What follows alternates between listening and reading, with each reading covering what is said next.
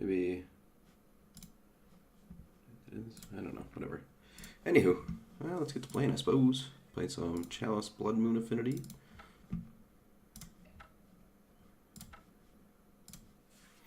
Let's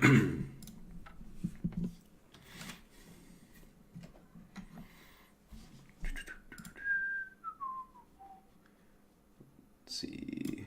I go to my channel, make sure I'm broadcasting. Looks like that updated.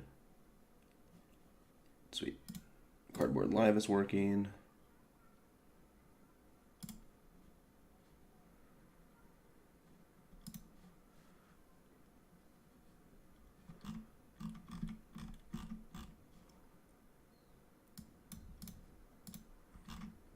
Sideboard works perfect. All right. I'm gonna join this match.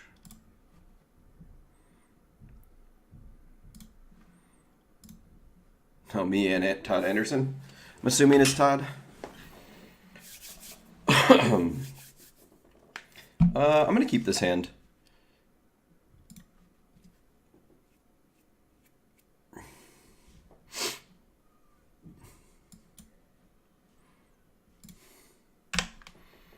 This hand has a fast Ink Moth kill. Are there any other Andersons other than Neo? I guess you raise a fair point.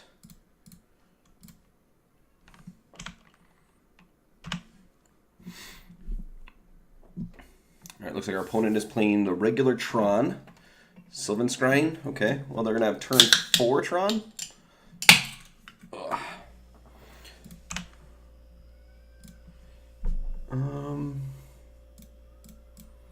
I think this is okay.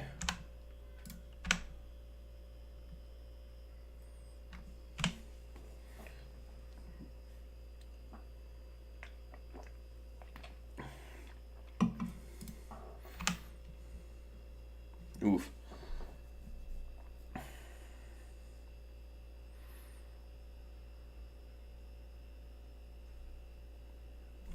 All right.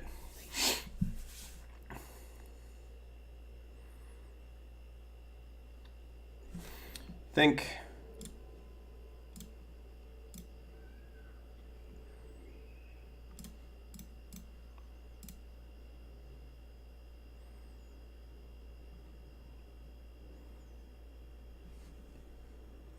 I'm not going to attack with Inkmoth Nexus, but I think I am going to activate it. Let's just double check. 1, 2, 3, 4, 5, 6, 7, 8, 9. Yeah. All right. This might look a little funky.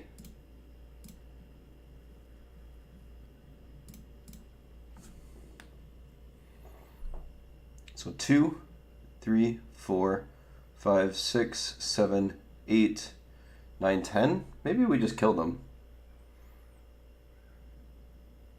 2, 4. Right? So 2, 4, 5, 6, 7, 8, 9, 10.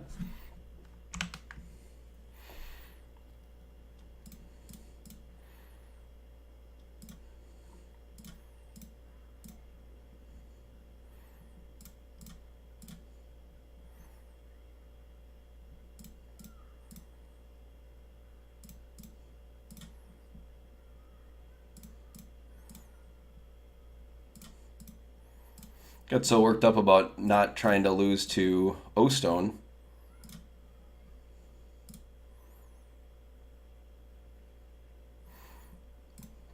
And I didn't think I could just like straight up kill them there. Alright. So I like Dispel, or I mean not Dispel, sorry. I like Spell Pierce, I like Damping Sphere.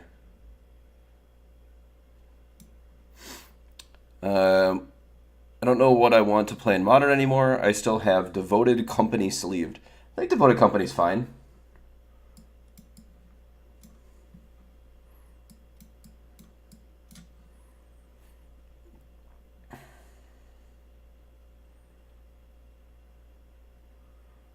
So Chalice on 1's pretty decent against them. but I don't know if it's good enough.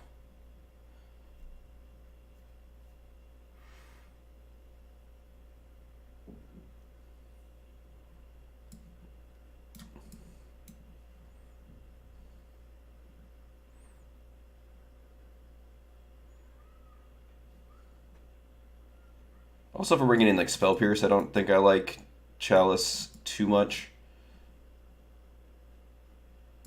Haven't been a huge fan of Blood Moon against these decks either. I think I'm just gonna do like this, which is basically put my deck to the way I would normally play it against just any random Tron person. Actually, these Blood Moons are probably better than Frenzy. Frenzy's not very good in this matchup.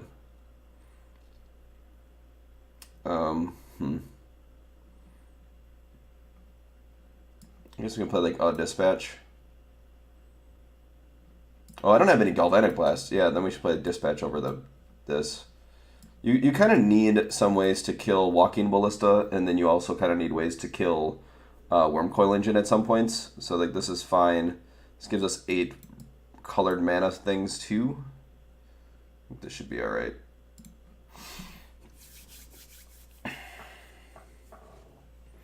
But yeah, for those that are wondering, Blood Moon not super great against them. One of the ways that you usually win is your creature lands, so you kind of want your creature lands not to be Blood Mooned. But I mean, we can't board them all out, right? We boarded out 2, it looks like. This hand, unfortunately, is a mulligan. We just don't have any mana sources.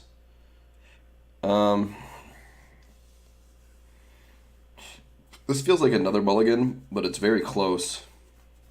I think it's just a little too slow. This one's a keep. I am in a bottom that it doesn't really do anything for us because like it's not getting us like a Ravager or a Steel Overseer on one because we're gonna only have 2 artifacts.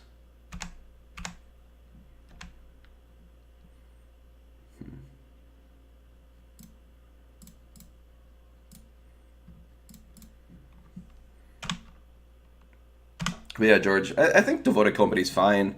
I mean, I don't know. Is it like, are you just getting crushed by, like, I gotta assume that you have game against Dredge. Is it the Phoenix decks that are giving you, like, a problem?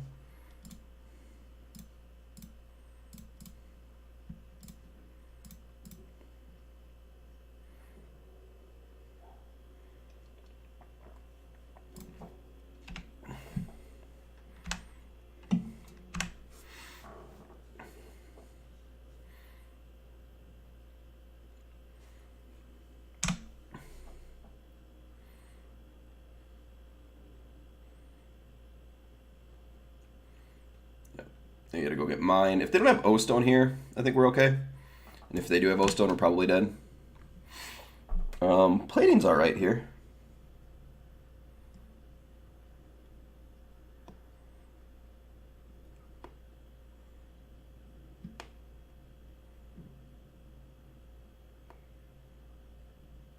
I think I'm gonna play Ravager though.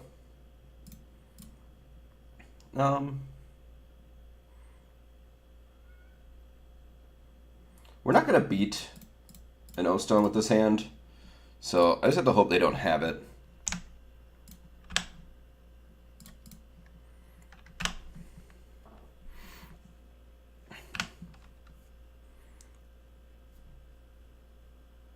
Alright, they win.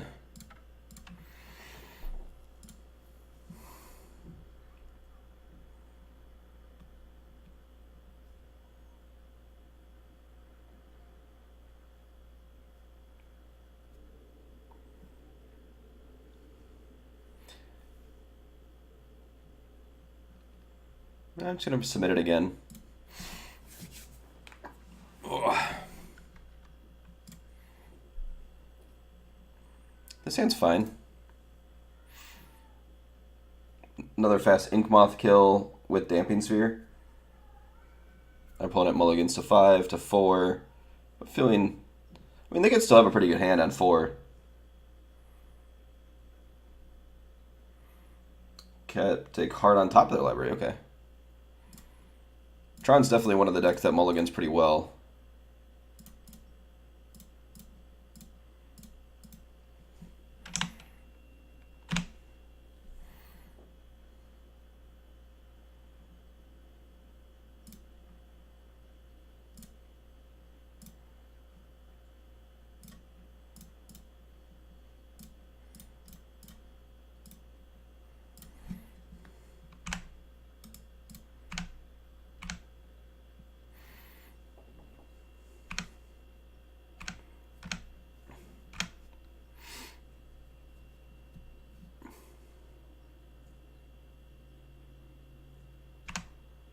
Another star. Okay.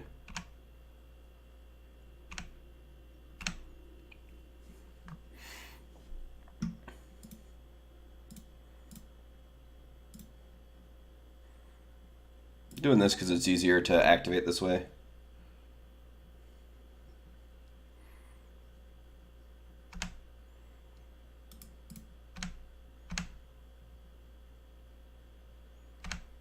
I'm just gonna let this happen.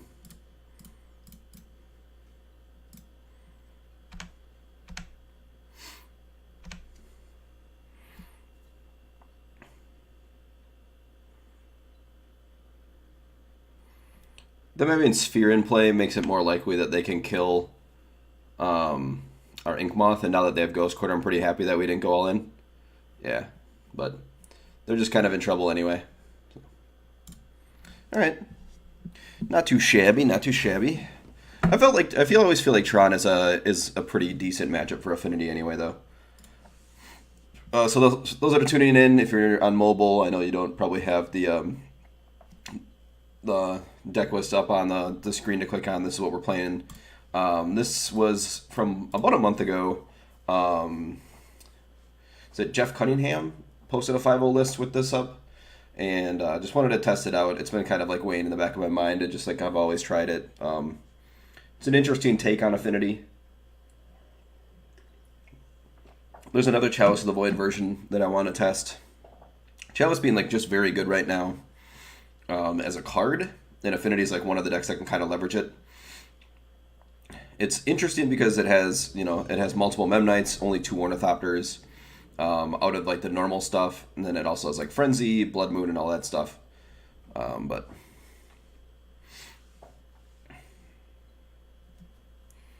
I'm on the draw.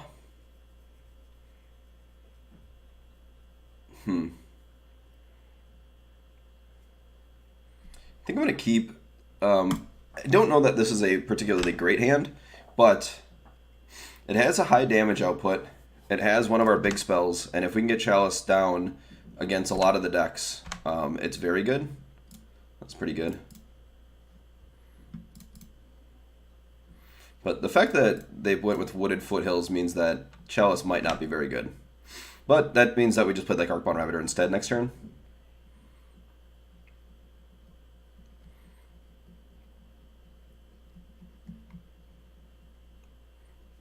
Not really sure that goes Wooded Foothills nothing.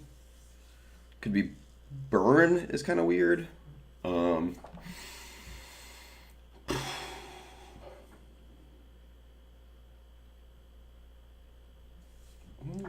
of a... Okay, that's probably Burn. Okay, Chalice is pretty good here.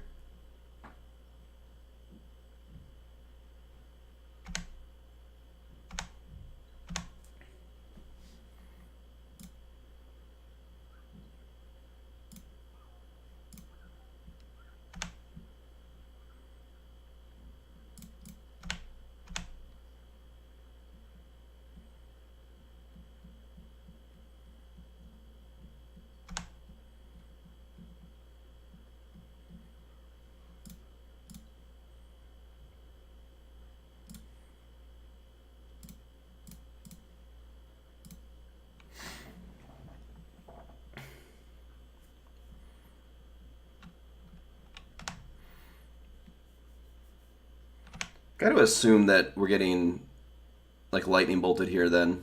Lightning Helix, okay. That's fine.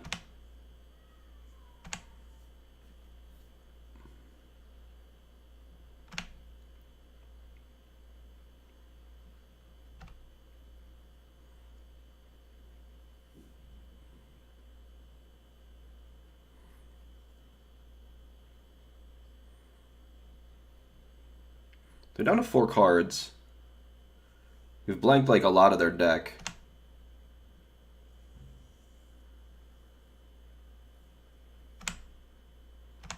Down to 2 cards.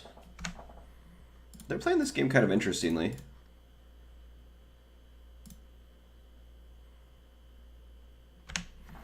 Turning off our Mox Opal.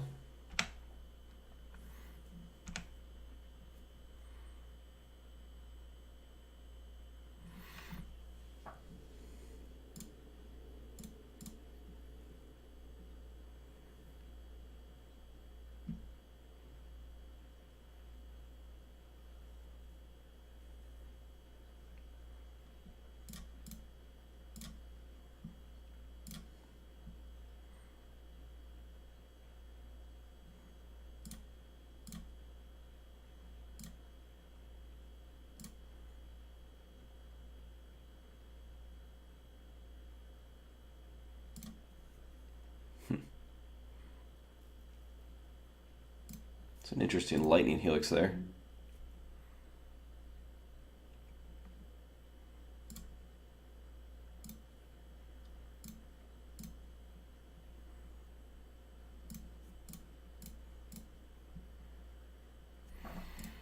Alright, well, we should be pretty well set up. They could potentially like draw something like Serene Blaze or something like that for our Vault Scourge. But if they don't, I feel pretty good here. A land would be pretty great. Ornithopter's fine.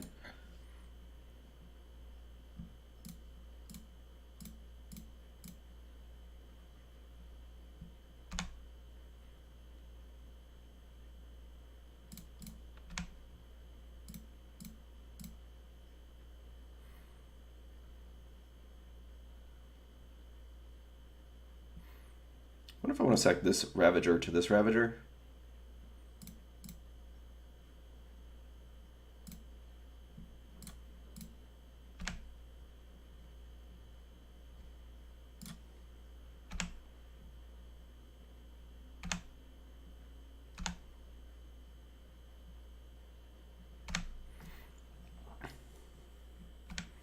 Yeah, this means that they're dead in a couple of turns here, but we also gain the life from the Vault Scourge.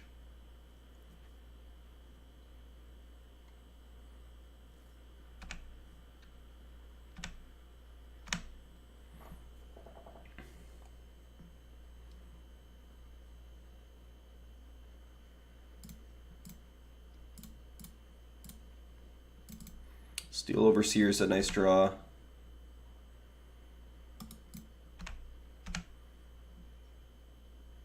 I mean, actually, it doesn't really do anything, but it does basically guarantee lethal next turn.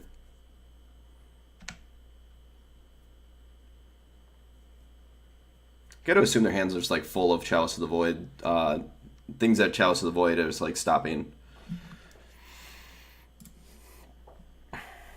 So I like Edge Champion and I like Spell Pierce. I kind of like Dispatch as well. But I feel like we're keeping in Chalice of the Void. Frenzy's not super great in this matchup. Blood Moon's like pretty medium. It's like okay, but it's not great. Once again, your creature lands are pretty impactful. I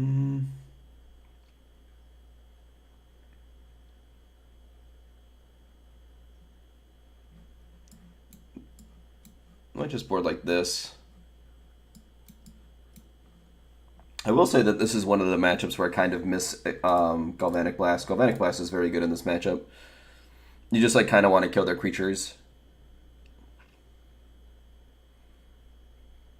And obviously you can't, I don't know if I can do a two dispatches and then 4 Chalice of the Voids. So it's like, which one's better, Chalice of the Void or dispatch?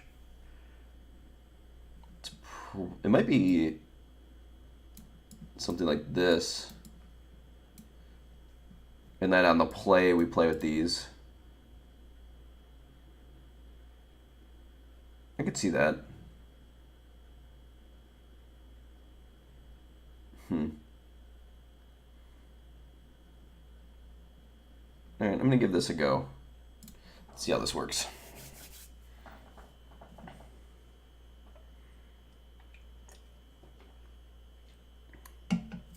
Sounds a little slow, but I think it's too good to pass up.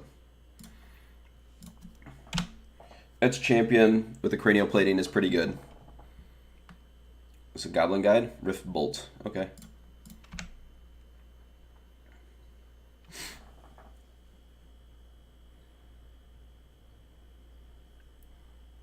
So I can play like turn 1 cranial plating at the cost of my Memnite.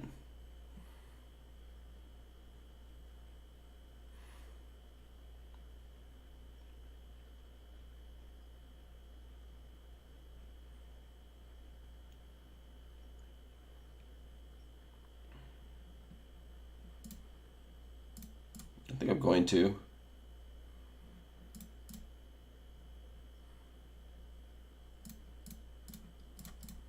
If they don't have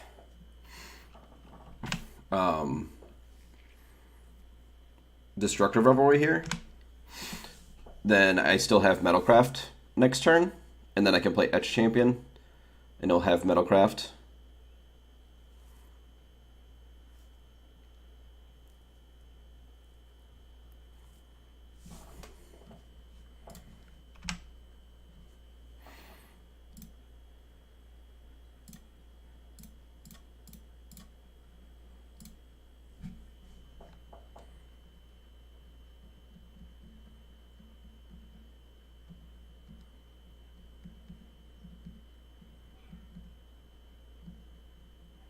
It's kind of another reason that I don't particularly like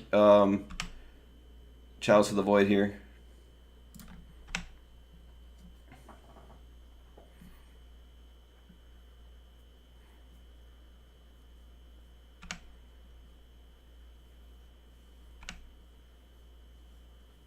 This means they have another land in their hand.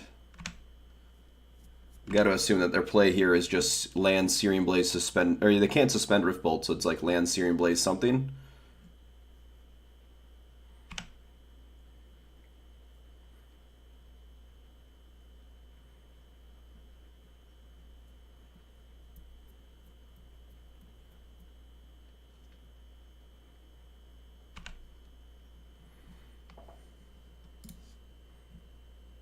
It's like this won't be able to be played. Maximum damage they could have in their hand is 12, which I guess technically would kill us.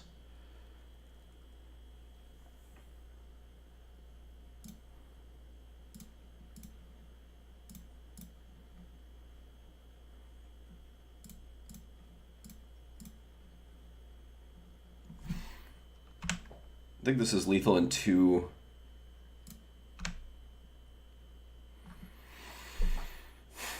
What creature would I be worried about? I don't think any.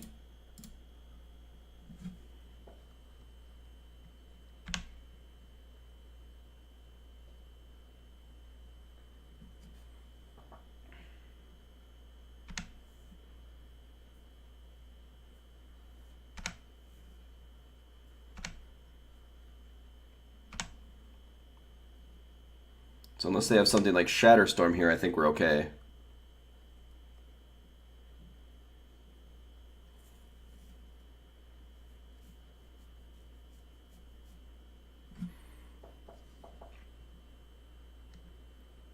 So for those that don't know, Searing Blaze has 2 different targets. So even if I sacrifice the Ravager, I'm still going to get dealt 3 damage. So that's just going to happen.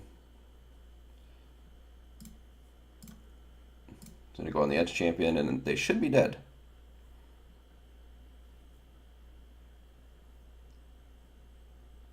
All right.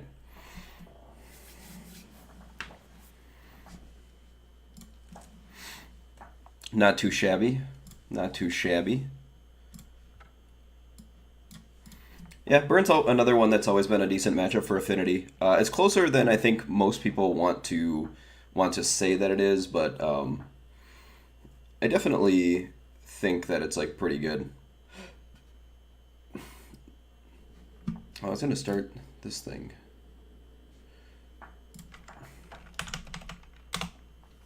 Google Sheets.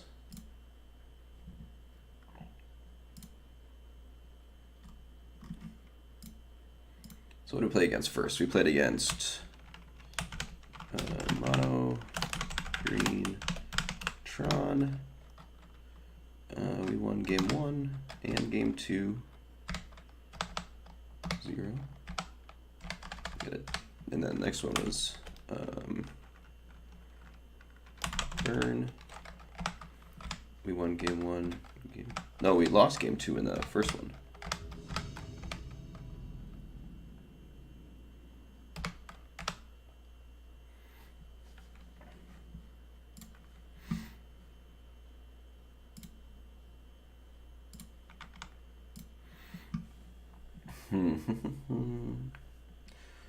On the draw, this hand's light on creatures, obviously, but Frenzy is a pretty great card to have.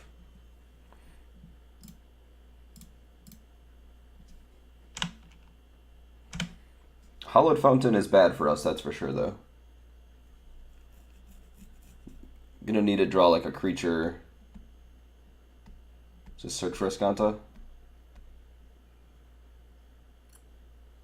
Blood Moon's good against this deck though.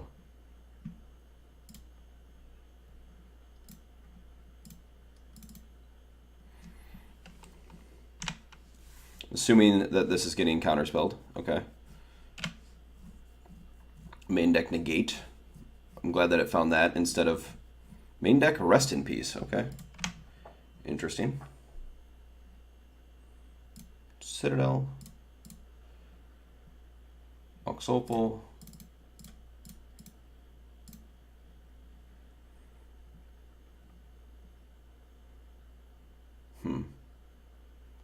Don't particularly want to play this at 0.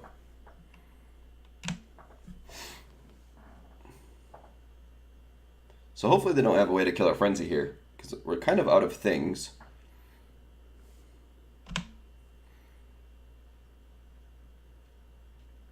And Detention Sphere is pretty good.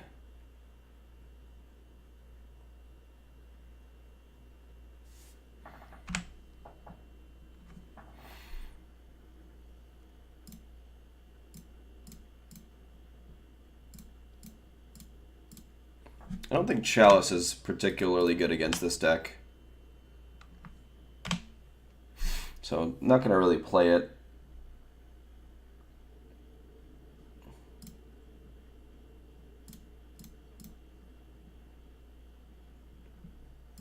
One of the things I've learned playing a lot of Affinity against blue-white is you just literally don't play around anything. You just like attack. The matchup's bad enough where if they have like something like Settle the Wreckage or Opt-in Determinus, like we'll just lose the game. So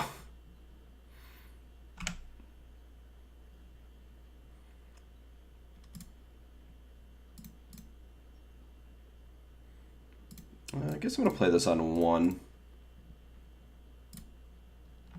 Stops Path to Exile, I suppose, which is like one of the ways they can get rid of Ink Moth.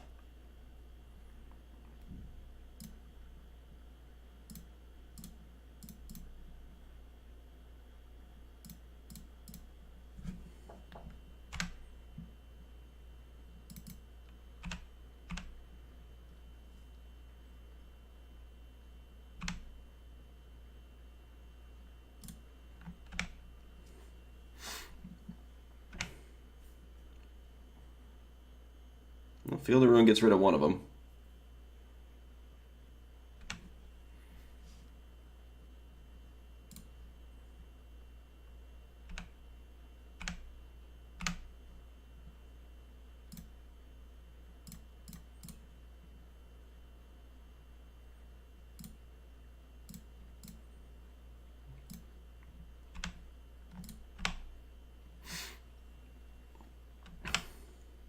Alright, they don't have anything here. We win. Nice. Alright, alright. Now that I think about it, getting rid of Path to Exile might actually be pretty great. So let's see, I like Etch Champion. I like Spell Pierce. I'm not actually too keen on Gear Report either grid. It used to be pretty good. Maybe I'll put 1 in. Let's see what we can take out first. Can shave on some number of Overseer. Probably shave on an Ornithopter. Though I don't know if I like going down to that little amount of zeros.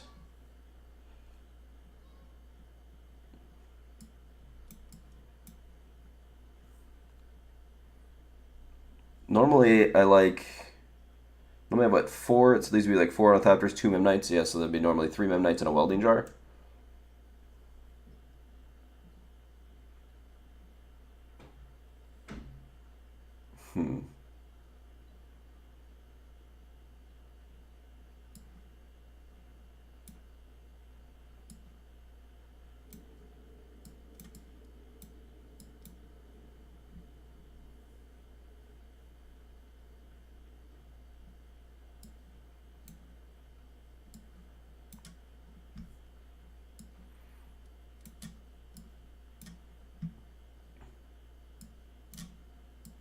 I'll do something like this, I suppose. I don't really like boarding out the Ornithopter, but it's so mopey. Then the other ones are because like you never really have like a huge battlefield, so you don't want to get like too flooded on the cards that require other things. But I think this is okay. Once again, a little awkwardness with like Chalice of the Void with Spell Pierce, but it's alright. I wonder if like maybe we're supposed to play like something like Negate instead of Spell Pierce because of that. Maybe even something like Unified Will or something. I don't know. It's an interesting thought anyway.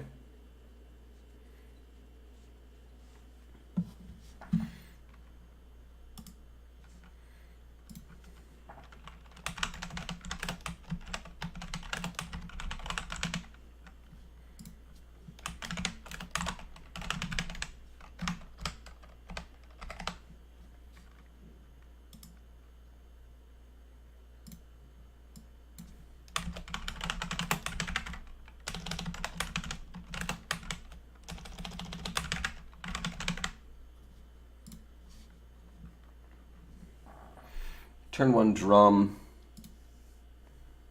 Turn 2 Vault Scourge. I think I'm going to keep it because of how many high impact things it has, but I'm a little wary that it doesn't have enough, I guess, things. Well, they have more ones than usual, so the chalices are actually pretty good, probably.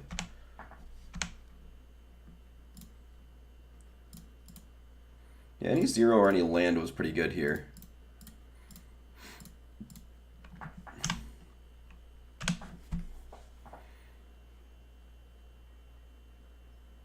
Two cards on top. That's unfortunate. They definitely could be a person that's playing Stony Silence.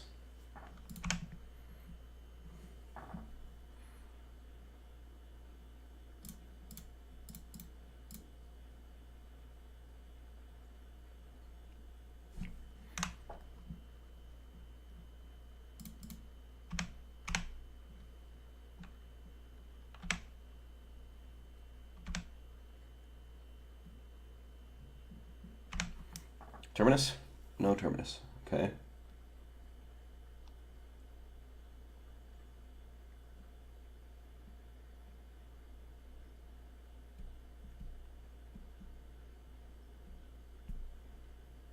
Thinking about something.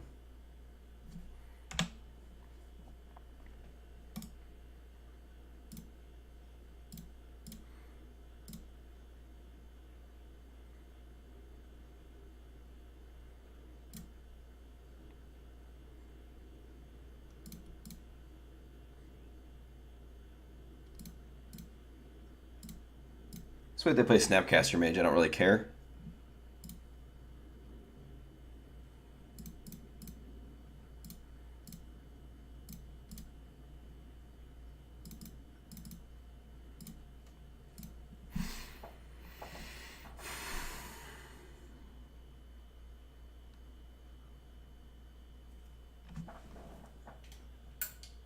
There we go. A little bit more light.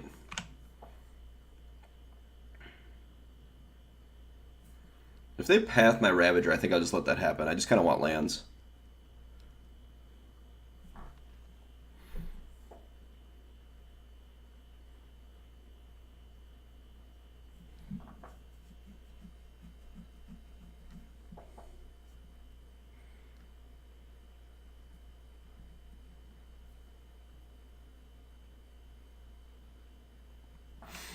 All right, opponent, what you doing? Hollowed Fountain, sure.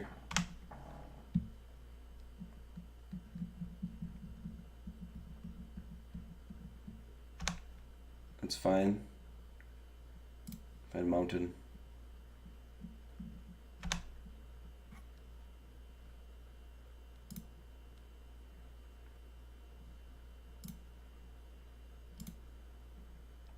This feels like a Supreme Verdict. It's gonna pass.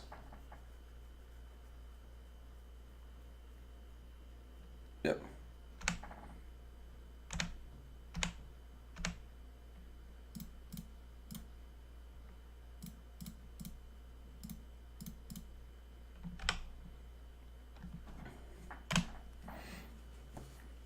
So glad I didn't play the Vault Scourge into that.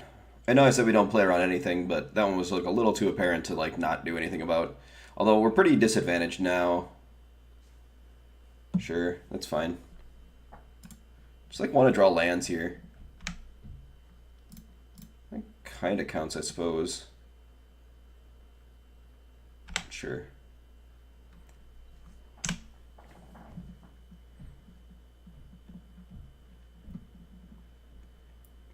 Alright. Concede.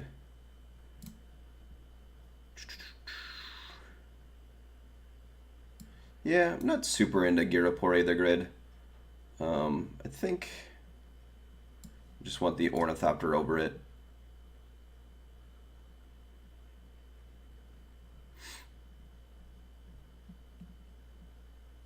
I think our goal here is just to like land Blood Moon or Experimental Frenzy. And Chalice can kind of help out getting rid of Path, Serum Vision, Opt, stuff like that. But so what can we do? We can go Land, Drum, Ornithopter, Pest, this, Chalice. I guess we're going to keep.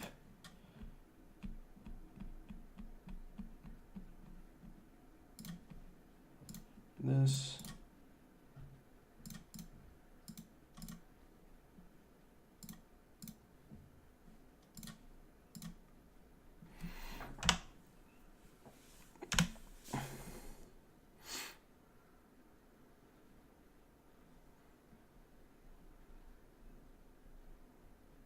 Frenzy would be great. Chalice would be, or Blood Moon would be okay.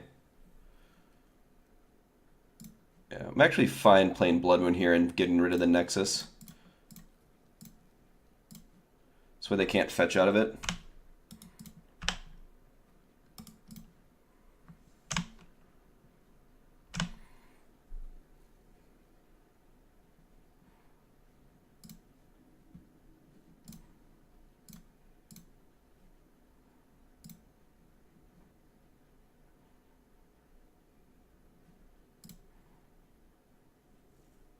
Where'd they put a card?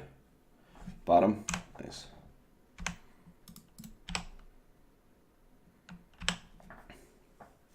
This Chalice won't get played unless I can get to like 3 or 4.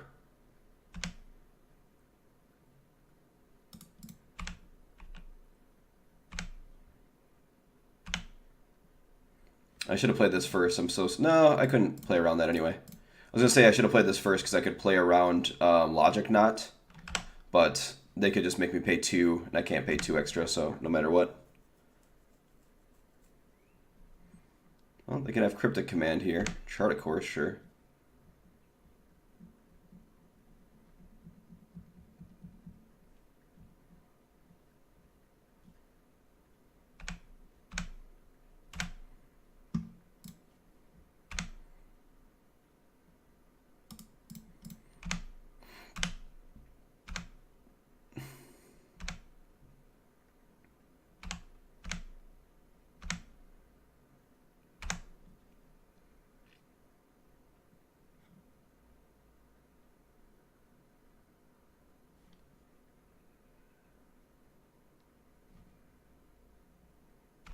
Snapcaster Mage, Chart a course.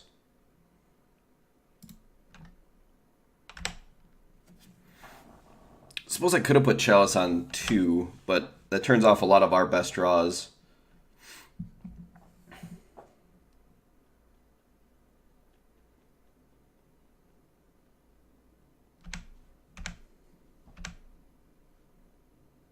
One, two, three, 4, 5, 6. Chalice on 3.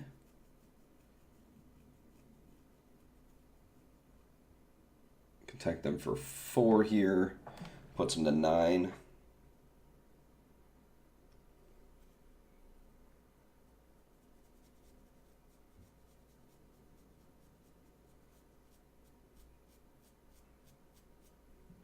Chalice on 3 stops D-Sphere.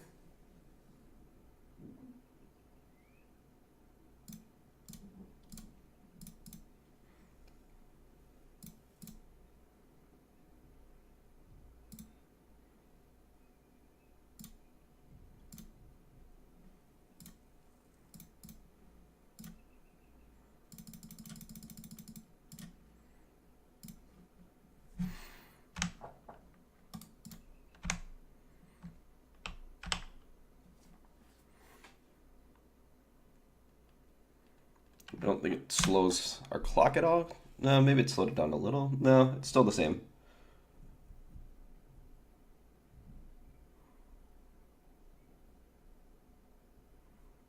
Jace, sure.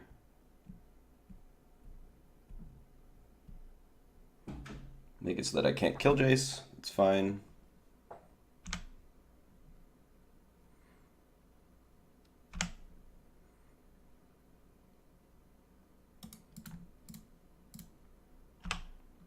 I don't think we worry about Jace.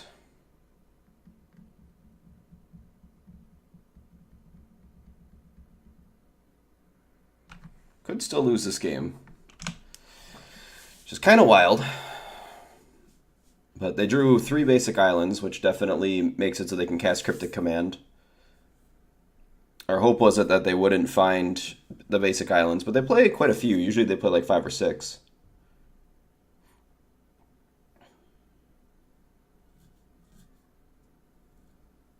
Teferi, sure.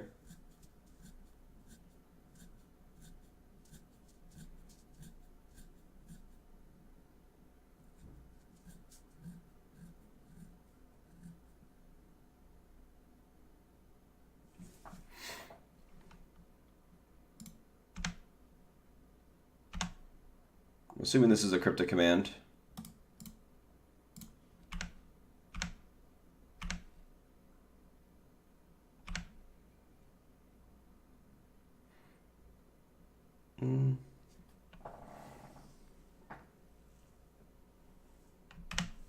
We just pass. I assume that they're going to go ahead and Cryptic bounce something at end of turn, and if they don't, I think we win the game. Oh, they set up a Terminus. Okay.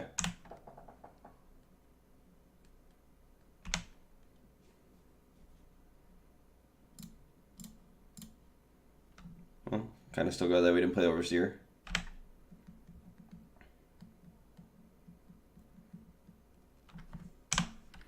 Might lose here.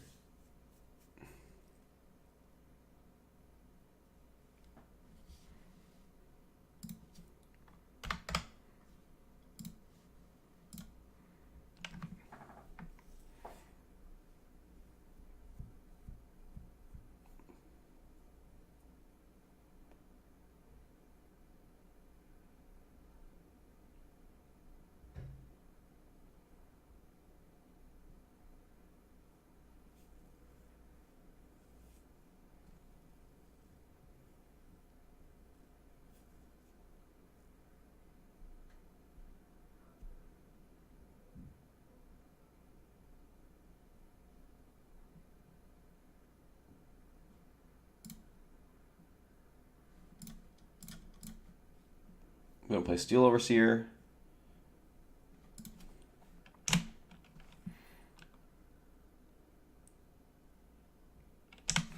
But I don't know how we're going to beat the Planeswalkers, to be honest.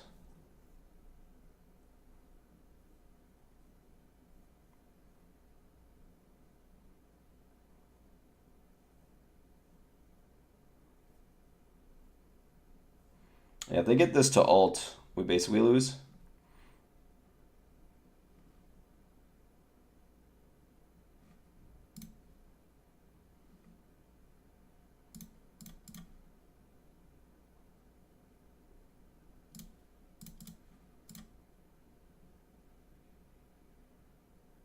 This anytime earlier would have won the game.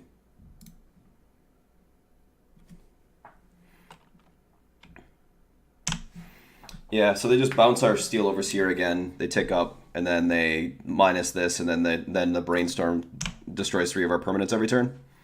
So, unfortunately, we weren't able to lock them out. You win.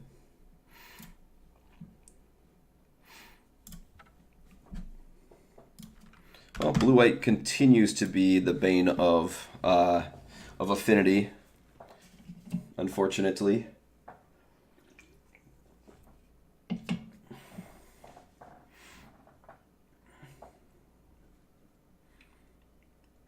Yeah, I don't know what else we could do to like shore up that matchup. This is like one of the more geared towards that matchup version of the deck.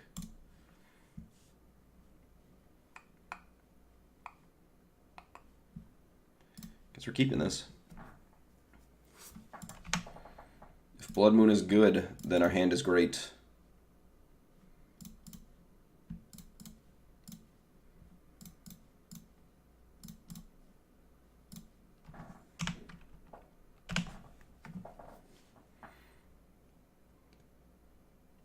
Well,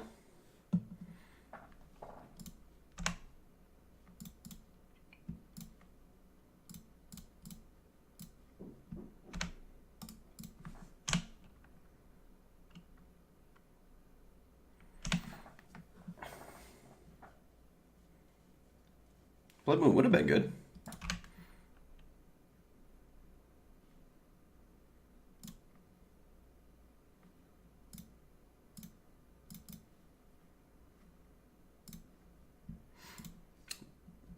I'm assuming this is going to start some action here. It's not. Maybe they're on a different deck? I thought they were like on Death Shadow, but maybe not. Well, I'm going to assume that they're on Death Shadow.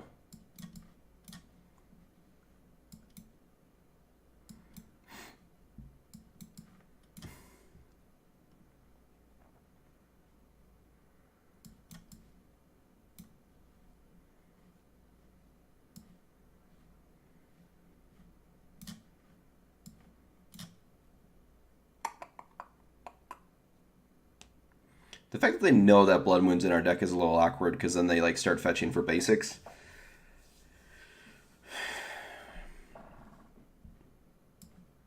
Might just shave on it.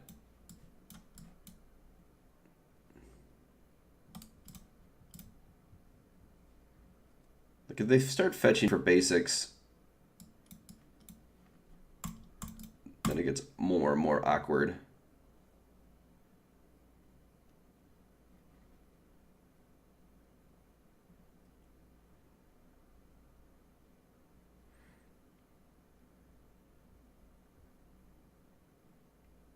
Mem Knight overall is weak in this matchup, but I don't want to board out a 0. I keep coming back to that. I think we're like already at the minimum amount of 0s. I'm going to keep this hand. I think it's pretty good against this matchup if it is Death Shadow. Like Chalice is good. Etch Champion's good, and Experimental Frenzy's good. So here I could even see them taking our mocks.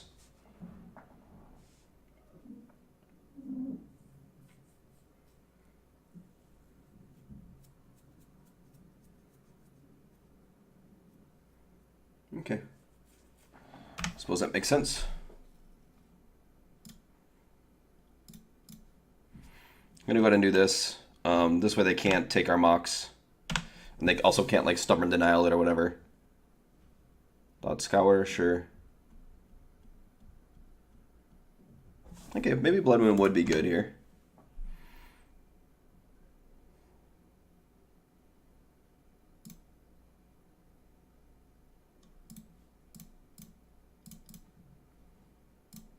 Oops, cancel.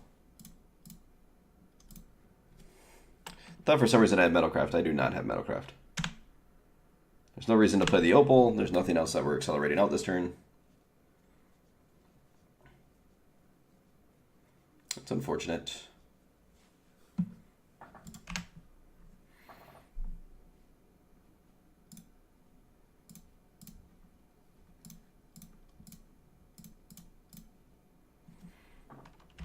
Well, if they don't have Liliana the Veil, I would feel pretty good. Definitely could, though.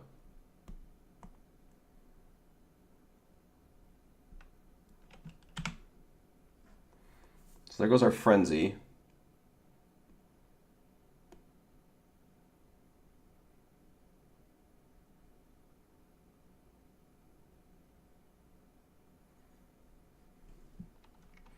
Plating. Pest. Well, Pest isn't very good.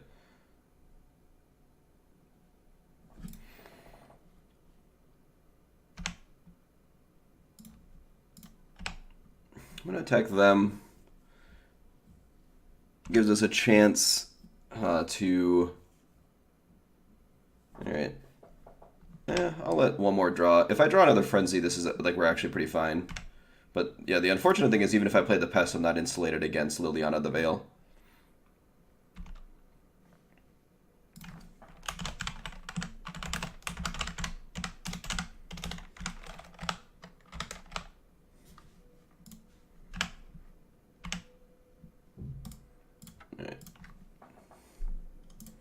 Alright. Let's get all the Blood Moons back. I actually like them on the play more as well. Kind of like the Pierces. Guess... an activation of Steel Overseer is probably better. So many awkward cards in this version of the deck.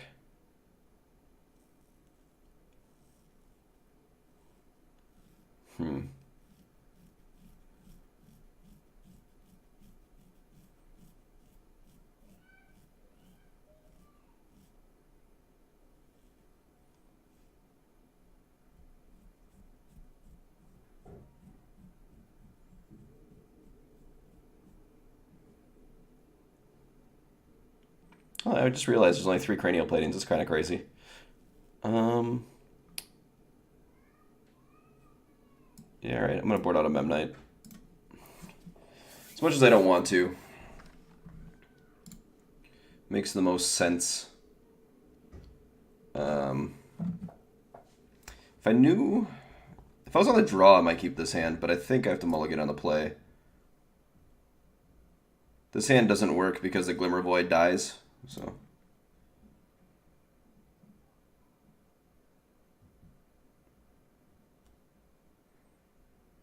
Guess we're going to keep... Yikes.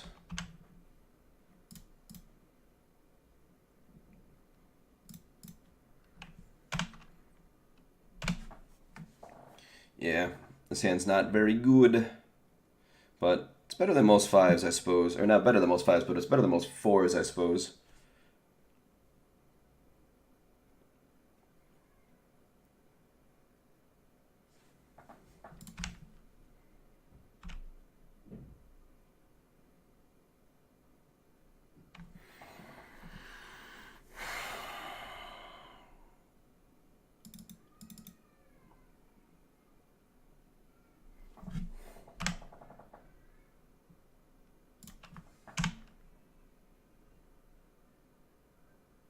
Yeah.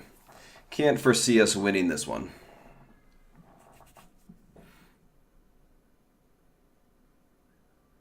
Why are you thought scarring me?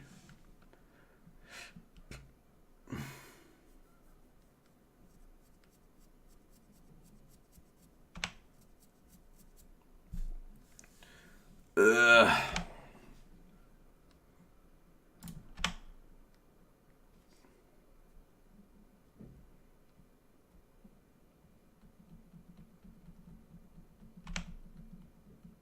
Yeah, that scarring me just doesn't make any sense.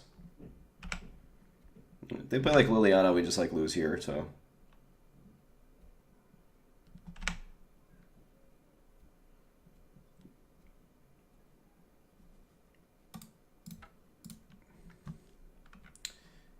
Yeah, unfortunate. I think Grixis Death Shadow is like a decent matchup for us. It's not like a buy by any means, but I don't know. Maybe our deck is just a little too clunky with the way that it's built. We have like a lot of good answers to them. Chalice of the Void is obviously great, but I mean, like you saw in that second or the third game, we just like had to mulligan low because we have so many high impact cards, but nothing really setting it up. Even there, like another Memnite would have been pretty great. Unfortunate.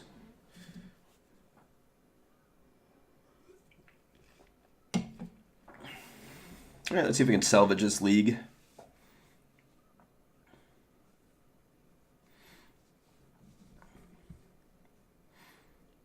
Like this match, I think we're supposed to lose. Blue-white's just always been a bad matchup for Affinity forever. Yeah. This is kind of awkward here. We just have like a million Blood Moons. If they're like not a Blood Moon deck, then we're like, don't really have any cards. I think this just has to be a mulligan. I'm going to go ahead and keep this. It's not great. The Mox Opal makes it pretty good, though. Mox Opal makes every hand pretty good.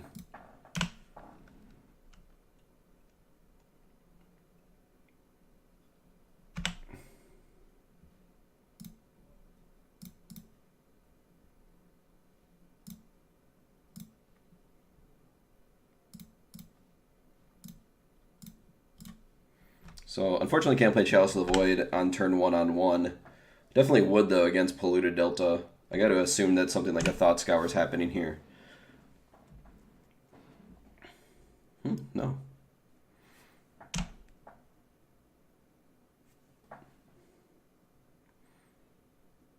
Oh, this is Mill. Okay.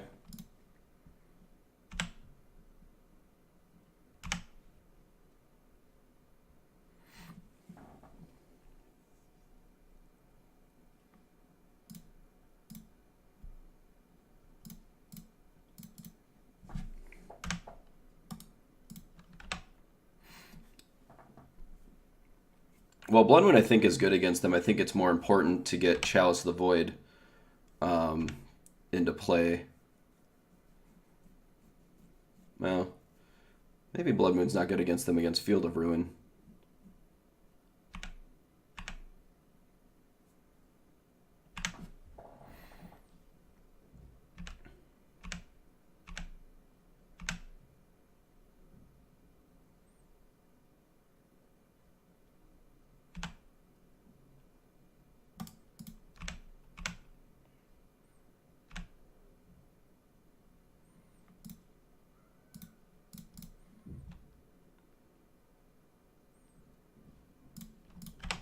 They have the thing that exiles all the creatures from the graveyard in their deck as well. Just super awkward.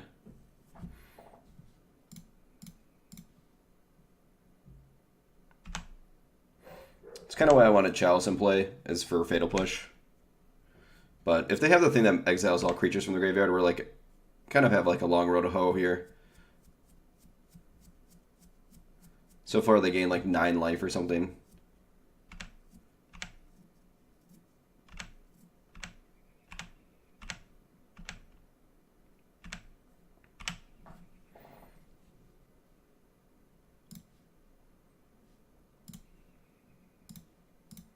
Guess I'll play Drum here.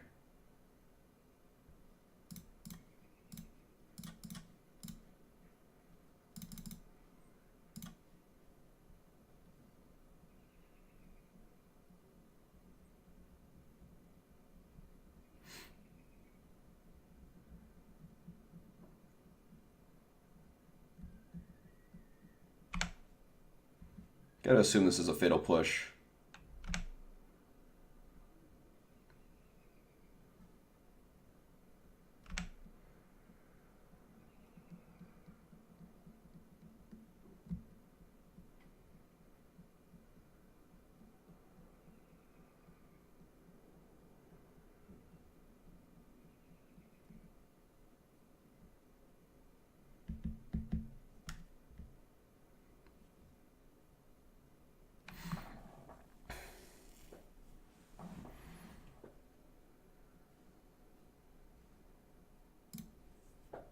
Mission briefing for Fatal Push.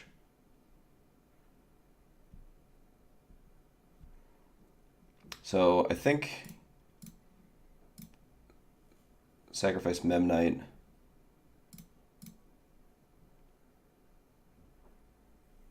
Sacrificed Drum.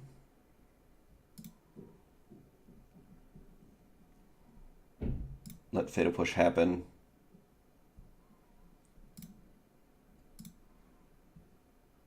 No, maybe I should have sacrificed this Memnite too. That might have been a misplay. They have creatures in the deck like Manic Scribe. I wanted to make it a 2-turn clock.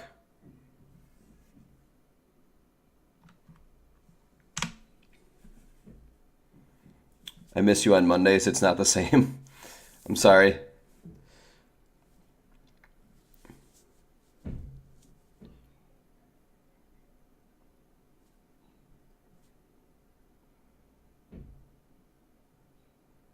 I don't currently work there. Unfortunately, there's an ensnaring bridge now.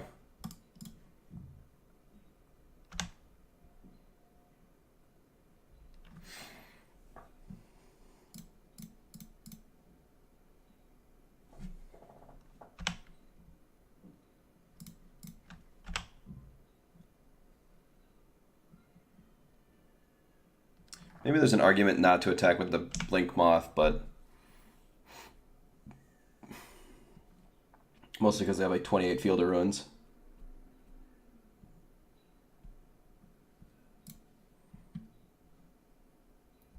The new guy's kind of a dick. I guess I don't know who the new guy would be.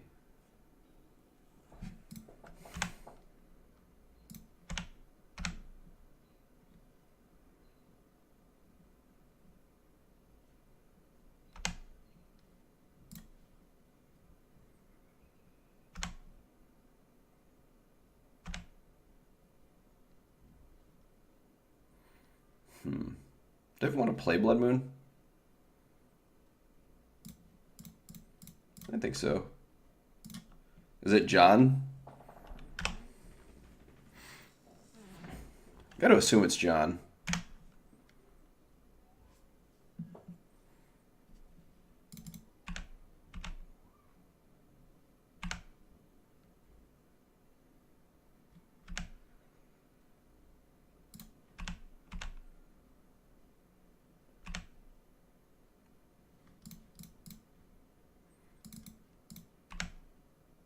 Has he been there for a while? I think he's been there for a while, right?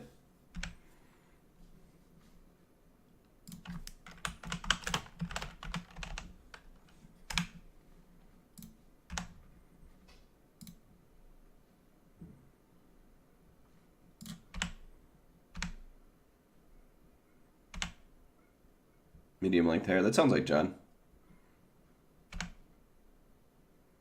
Nothing can attack A.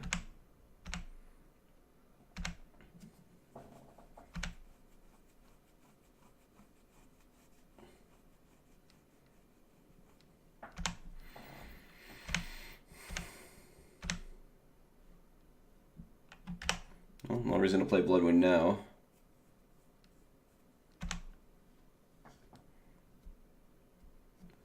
Looking for like an Ornithopter.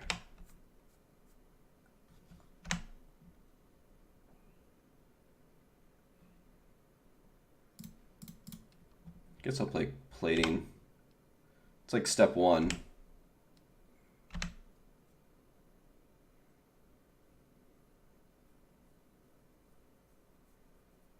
It sucks when you're rushed to finish your games and he's like, pack up, leave. Yeah. I mean, unfortunately, that's just like sometimes the way it is. But I get you. I get you.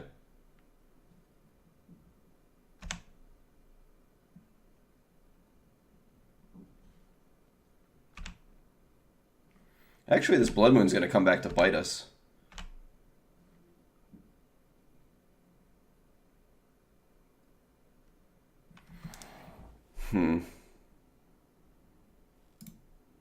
Oops. I want to see what's in here. Can I win? Can I win? Can I win? 1 Signal Pest, 2 Signal Pest, 3 Signal Pest, 4 Signal Pest, but no Ornithopters.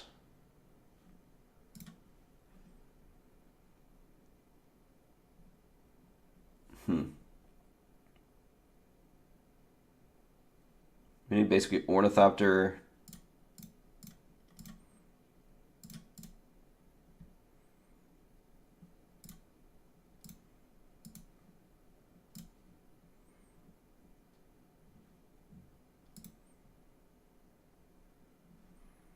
We don't need that.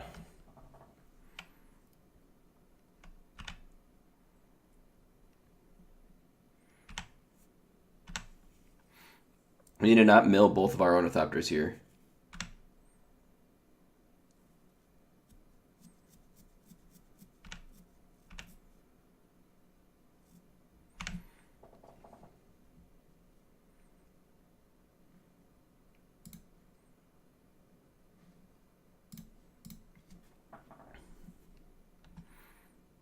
actually doesn't help us, so I'm just going to leave it on top.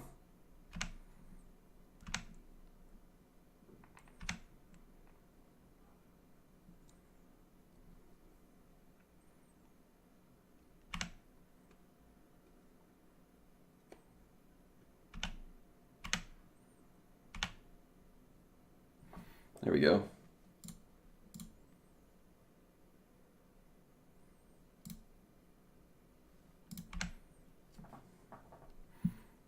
So unfortunately we won't have another black mana source.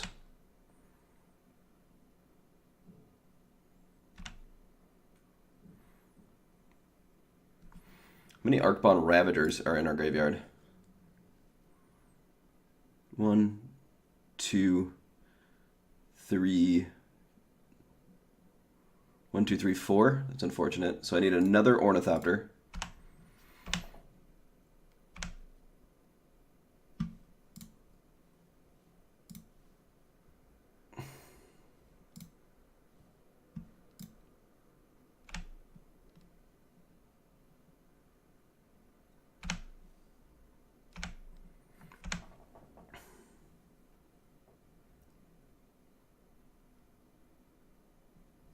Yeah.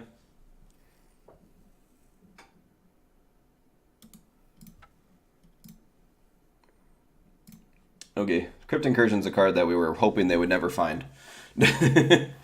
Alright. I don't really know how to approach this matchup. Blood Moon certainly didn't really do anything, except for kill us. Spell Pierce, they basically just have Fatal Push. So kind of like Etch Champion. Guess like Ancient Grudge. Is that it? That's probably it.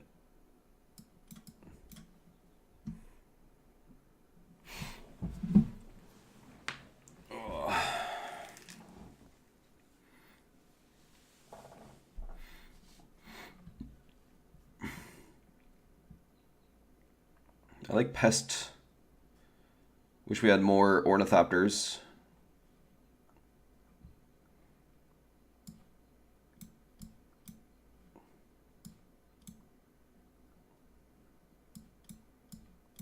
Chalice of the Void was actually okay until we kind of locked ourselves out with Blood Moon. But Chalice of the Void was good against them. I think I'll just leave that in. Like trim on some of the slower stuff, I guess. I guess maybe I'll trim on one of these.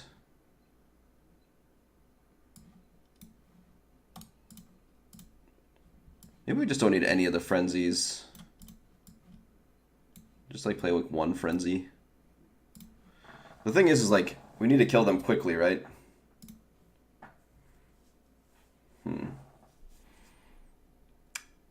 don't think this hand qualifies. This hand's closer. I think I'm going to keep it.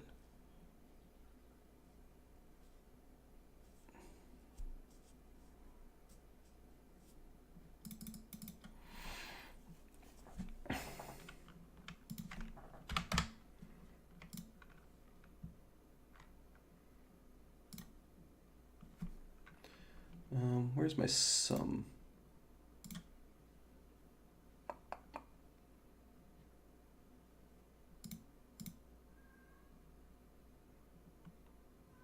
Yeah, whatever. Keep. Just want like a big spell on top. Ravager, Cranial Plating, stuff like that. That qualifies. That is exactly a Cranial Plating.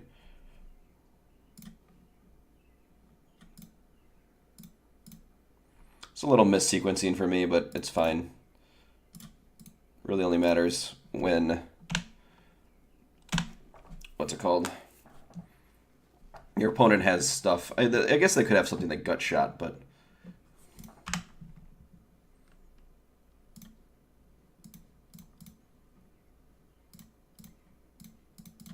Doing this because they do have creatures that are on the ground.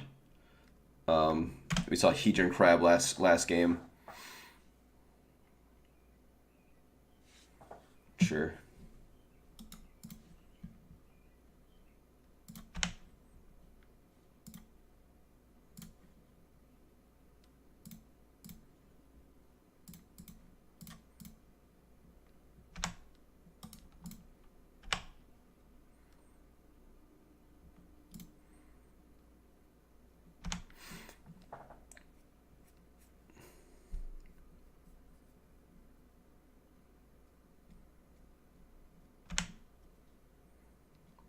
Any colored mana source? No, they're just dead.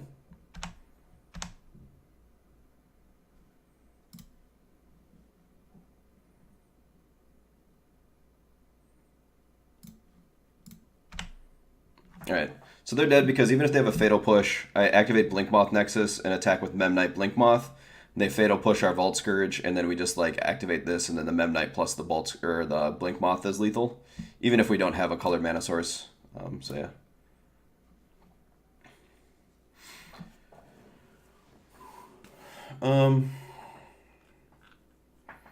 Yeah, kind of digging how we boarded here. I'm just gonna go ahead and run it back. I think that's just the key. Is just, I mean, obviously we got pretty lucky having a cranial plating on top, but just like giving yourself a chance to have a very quick hand. Like you need to kill them on 3 or 4.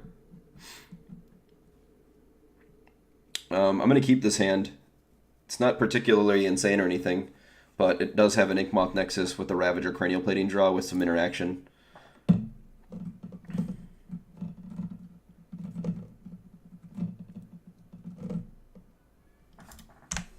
They're gonna mold a 4.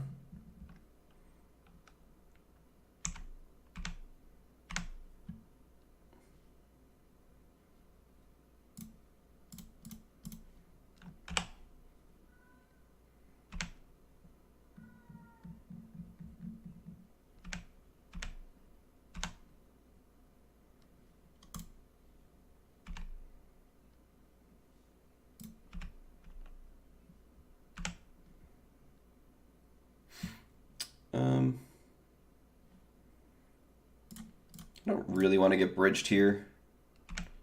I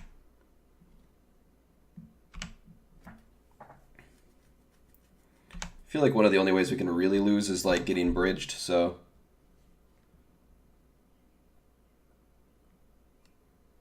Glimpse is fine. Land?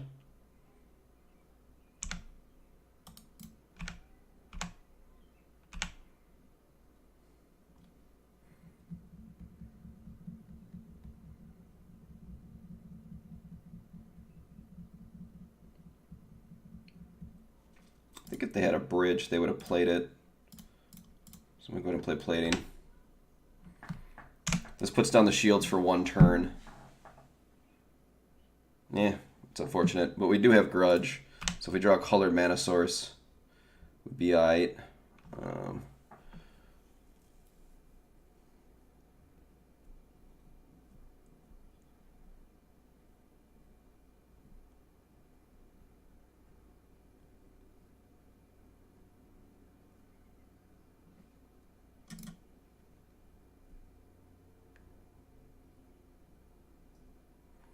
Now what?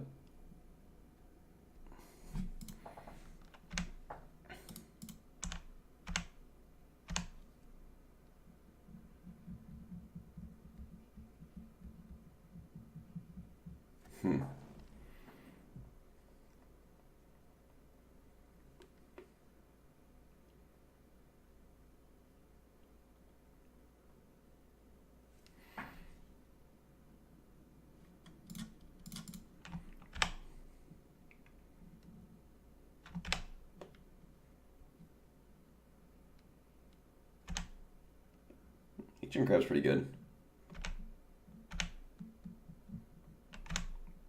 Blocks Memnite.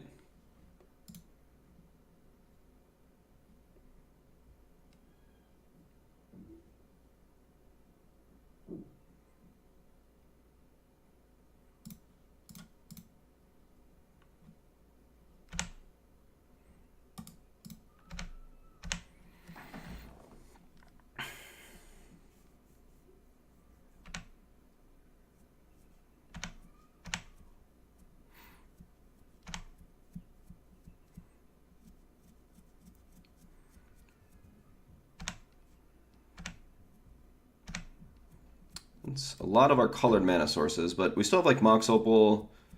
We still have quite a few things. You can't quite get their hand empty, which is nice.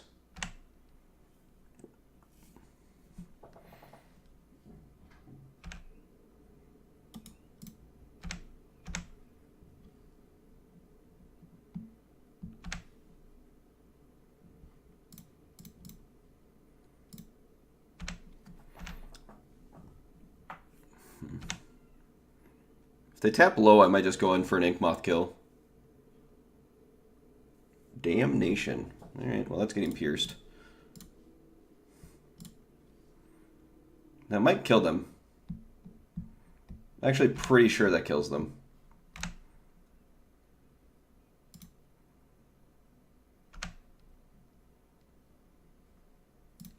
So I just played Chalice on 0, and then they can't Slaughter Pact. Okay. So the only way we could lose that game was like Slaughter Pact, and if I play Chalice on 0, they can't Slaughter Pact. And then at that point, I can do a couple of different things. We can either animate Ink Moth and then attack with our creatures outside of the Steel Overseer, Arcbound Ravager, and then just like after blockers are declared, whichever one's through, you just like make it into either 10 or 9 power depending on if you want to do damage or not. But it didn't really matter at that point. What is this? Premium card, approximate odds 1 in 56. Weird. So anyway, that was the first deck that I wanted to kind of show off today. Ended up getting a 3-2 with it. I don't know. I think it's like pretty sweet.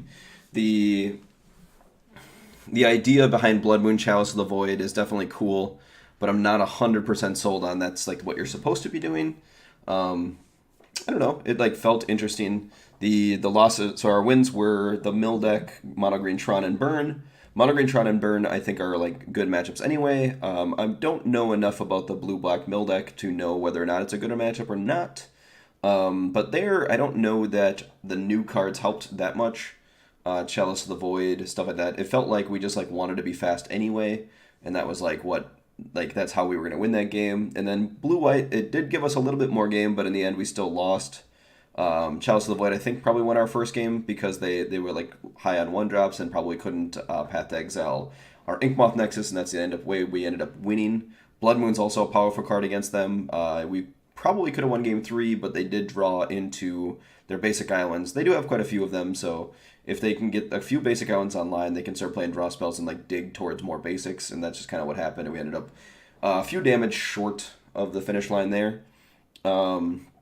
Let's see, and then against Grixis Shadow, unfortunately, we won game 1, but then game 2 we just kind of got smushed, and then game 3 we mulliganed low and just like didn't win that one. I think Grixis Shadow is a positive matchup, but I think it's closer than a lot of people do think it is. I think you are favored, but it's not a super easy matchup by any means.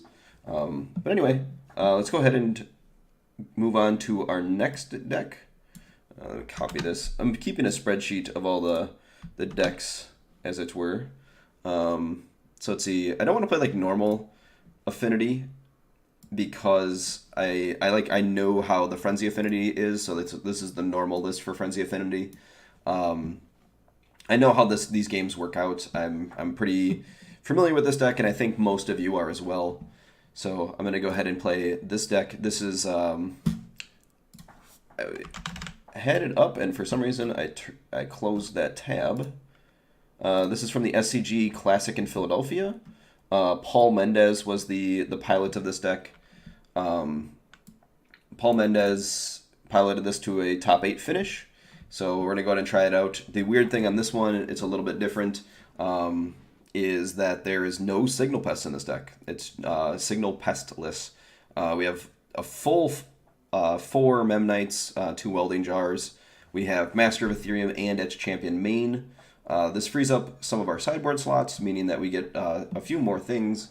So Bitter Blossom, the Frenzies are in the board instead of in the main.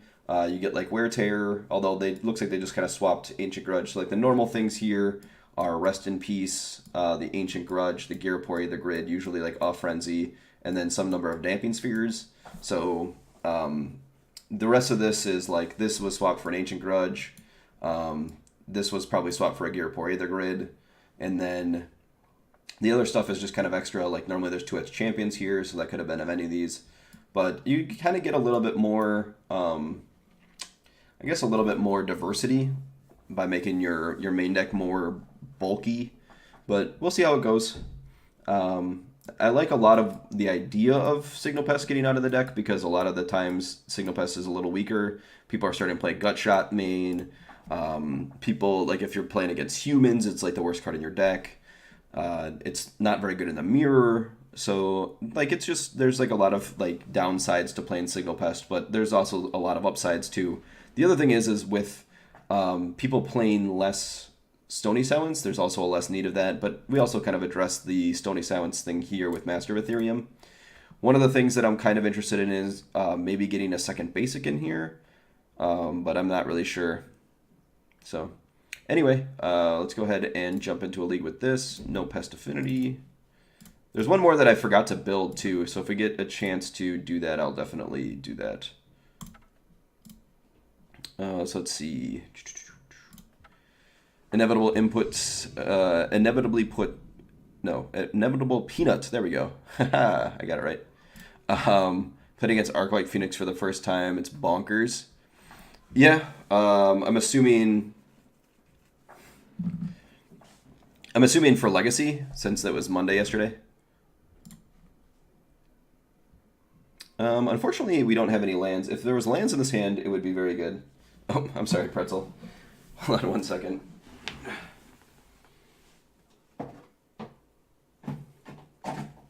There you go, buddy.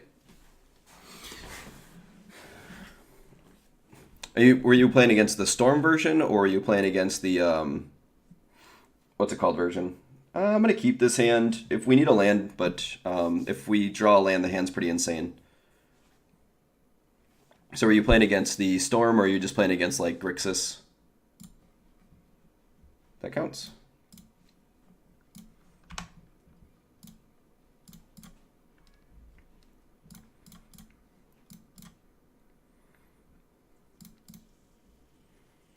Not sure.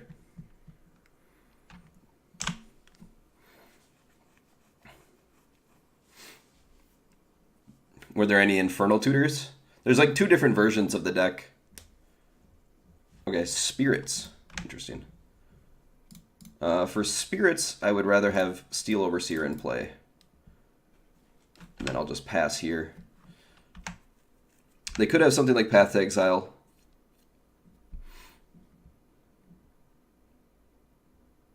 Doesn't look like a Path to Exile.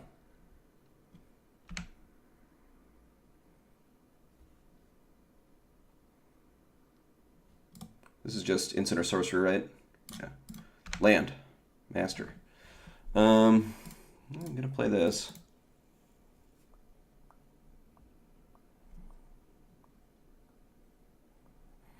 Can't really attack, so I'm just gonna go ahead and pass.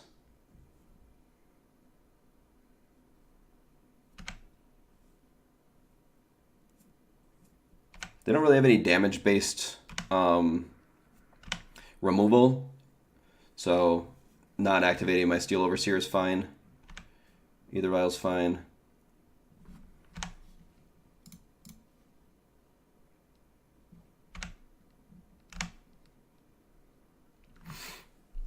Another cranial plating. I'm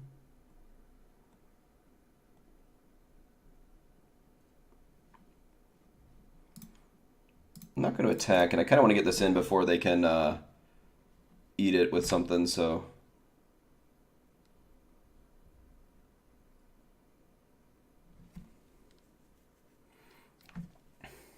So if they had that, they'd go, that'd be a 3/3. Yeah, alright. It was Grixis. Yeah, I mean, the Shadow decks can be pretty nuts. Yeah, so this is what we're kind of worried about, was Rattle Chains. Rattle Chains making a 3/2, making the Mausoleum Wanderer into a 3/3.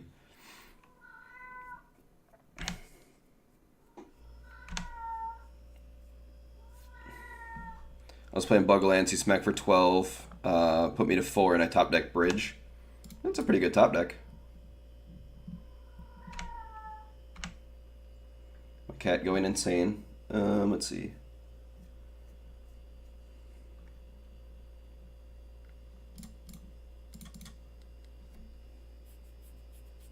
I would expect this to get spell quellered. No. It's still just trading 1 for 1, so I think I can wait a turn here.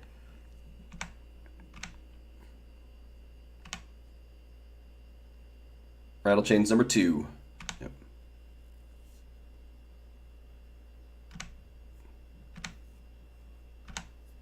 think we just like eventually win this.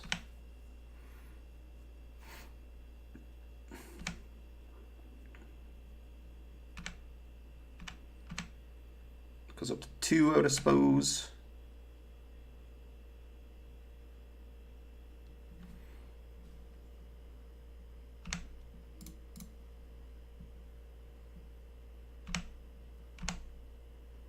It's a lot of masters.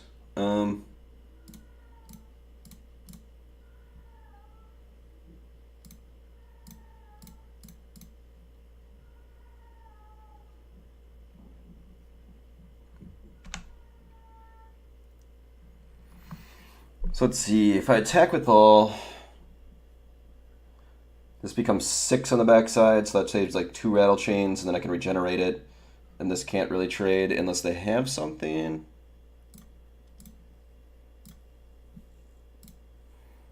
It's time to start putting him in the abyss. Eventually these will be big enough to attack too.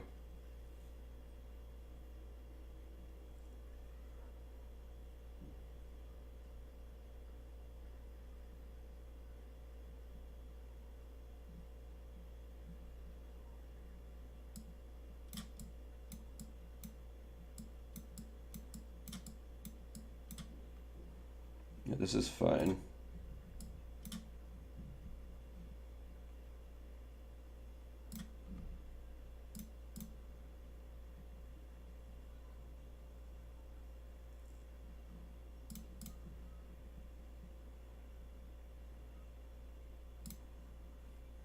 They gotta have a lord here. No? Okay.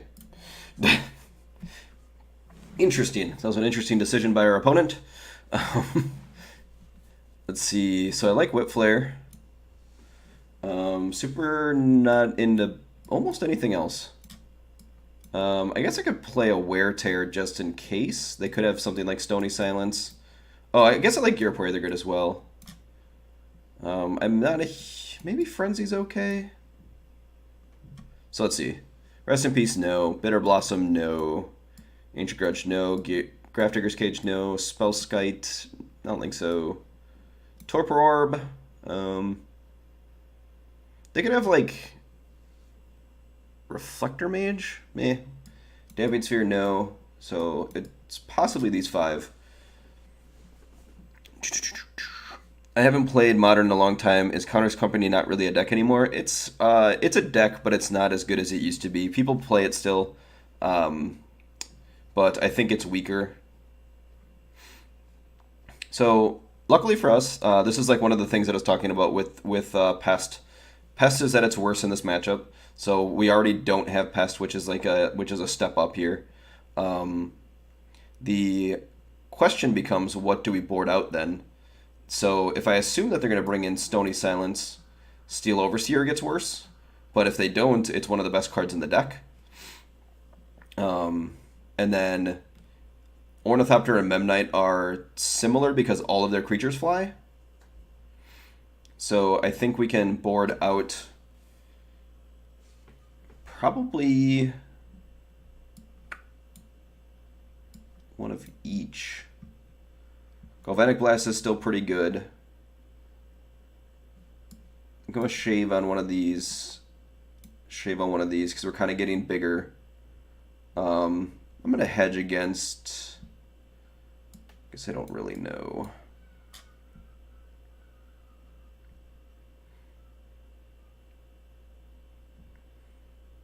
I'm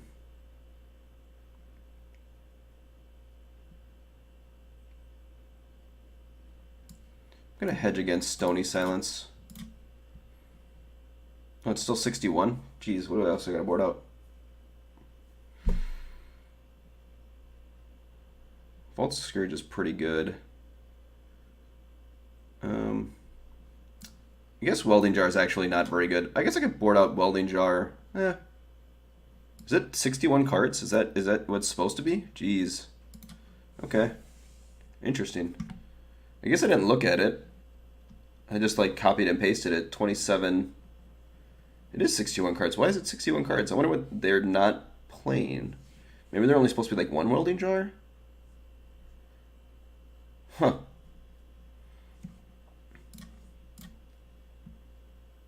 Yeah, keep. Got a sideboard card in Whip Flare, and then we have Etch Champion. Ooh, they have Mutavault. That makes Etch Champion a lot worse.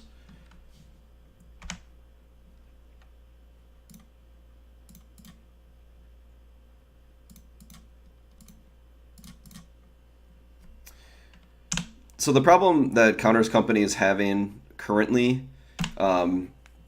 is that there's decks the Faithless Looting decks are just like pretty good against it.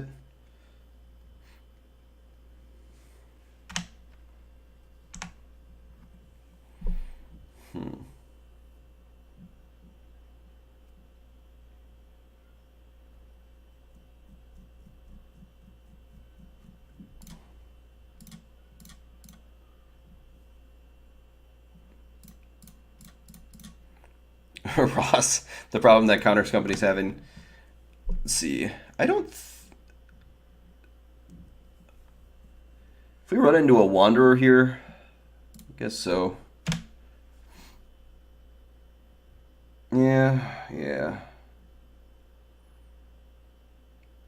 If I like don't make this trade, I can like just never attack the entire game.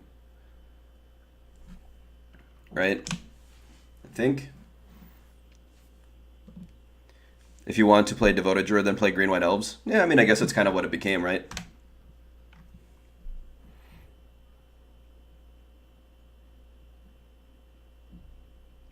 So Shock for Hallowed Fountain Nothing is definitely Spell Queller.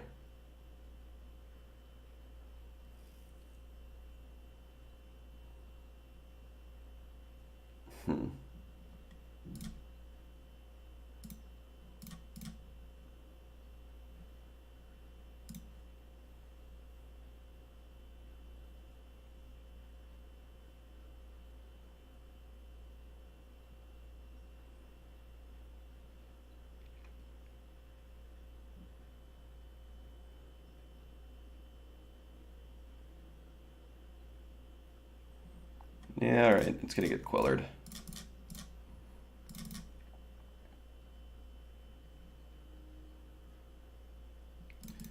Could have waited till I had Galvanic Blast, but...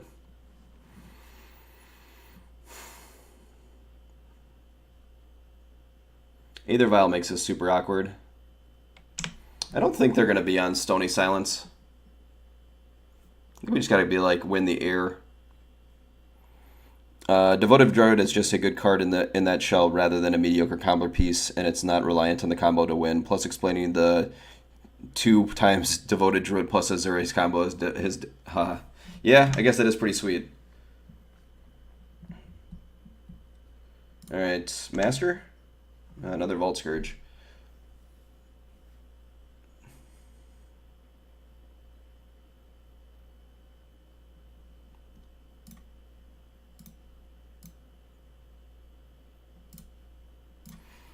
How are we going to win this game?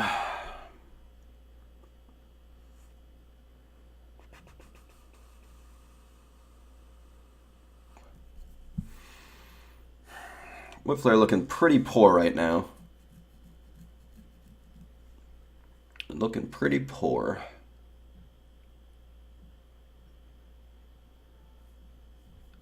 I think we like equip Vault Scourge. I guess we can equip Blink Moth and attack. Or Ink Moth and attack.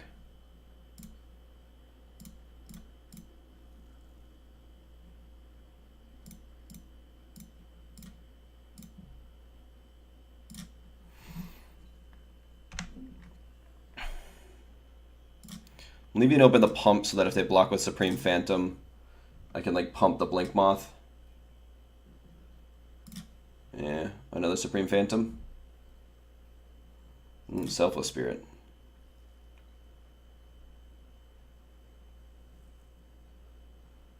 Okay, how would you like to block? You wouldn't. Okay.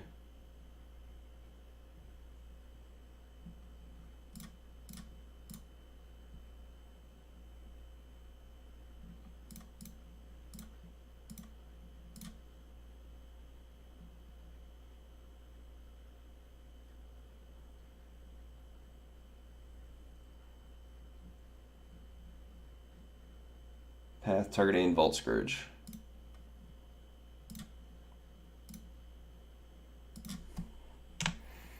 Alright.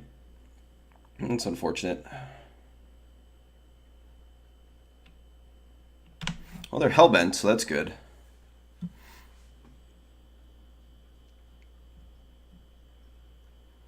Wanderer. Activate that.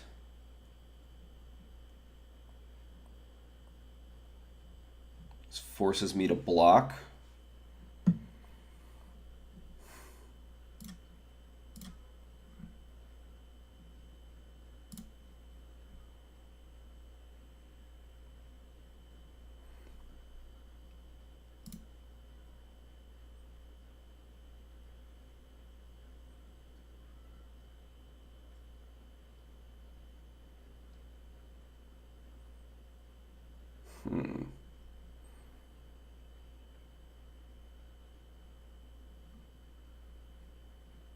Block here, block here. Take 4. If I whip flare first, that makes them sacrifice Selfless Spirit.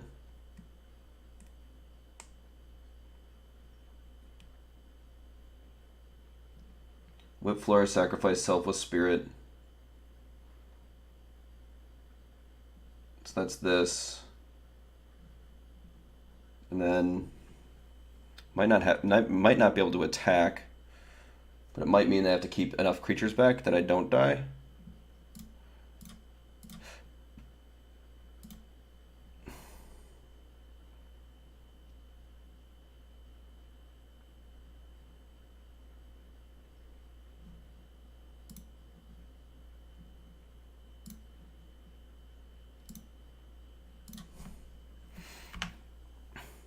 All right. You go.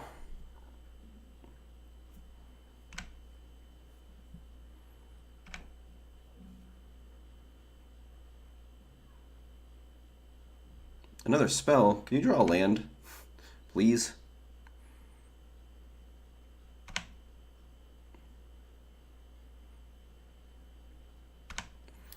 Yeah, it's like the perfect draw too, right? Because that gives them 3 lethal attackers.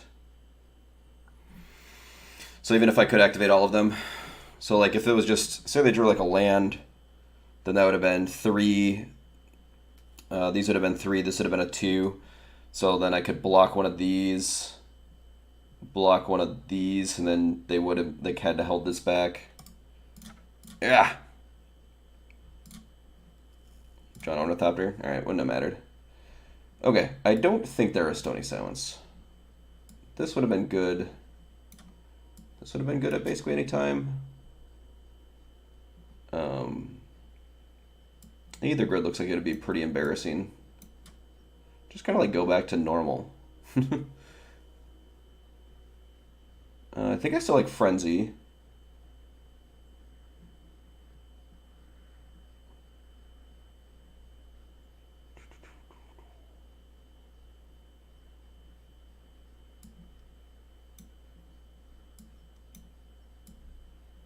It's a spell skite, that's the wrong thing. I think I'm just going to go back to normal.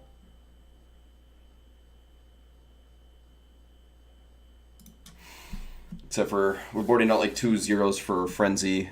I think Frenzy can win us this game pretty easily if it gets online.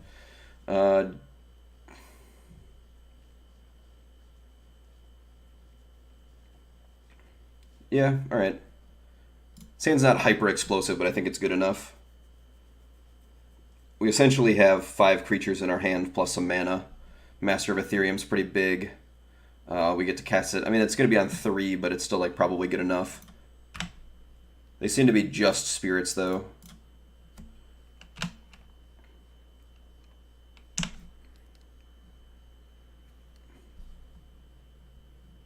Wanderer, sure.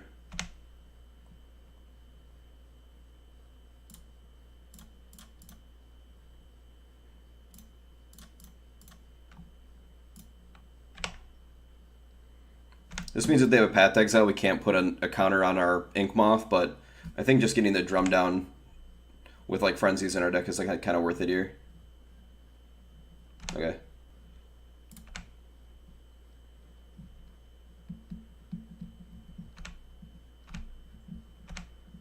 The other thing is now we can attack with Ravager into this. They can't really block.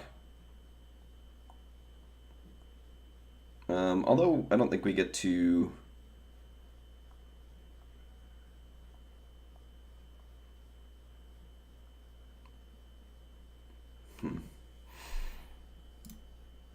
Play this.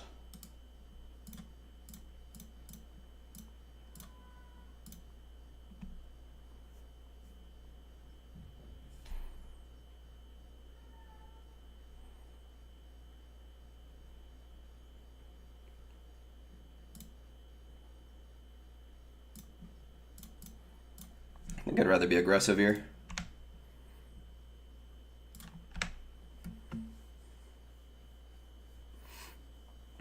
You can't really block with Supreme Phantom.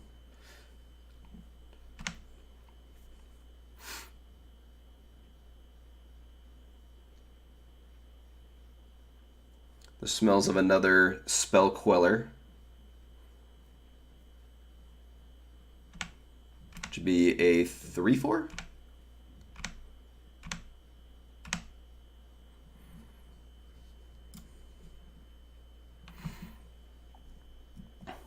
Activate.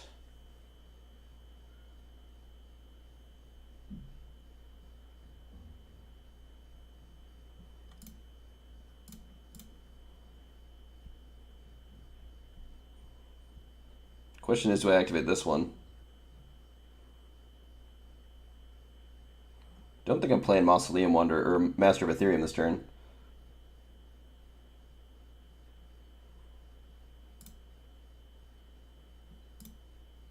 I think I just attack with these two.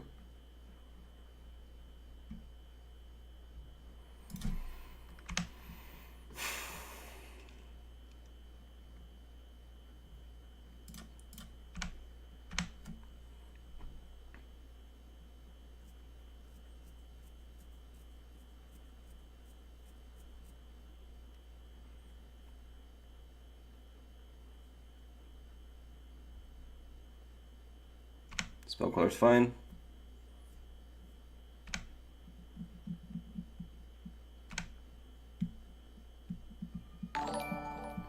Ross Miriam, thank you very much for the follow, man. I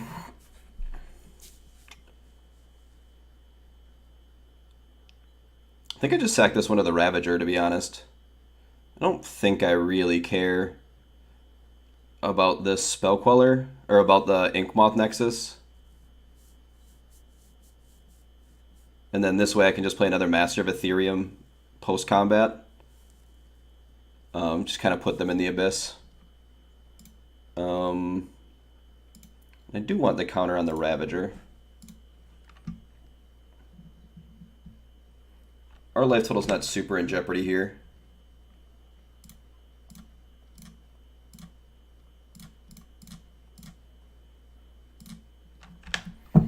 Two 7/7s.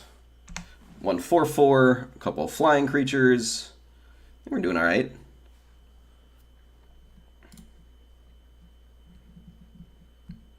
Seen a couple of these list plays settle the wreckage. Kind of have to watch out for that.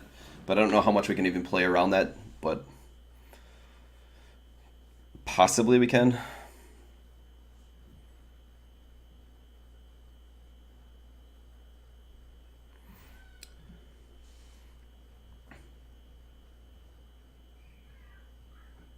What you got for me?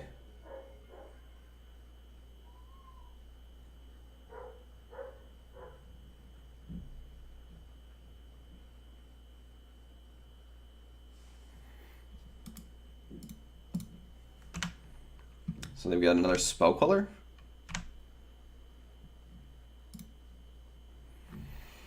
What's another Spell Queller even do?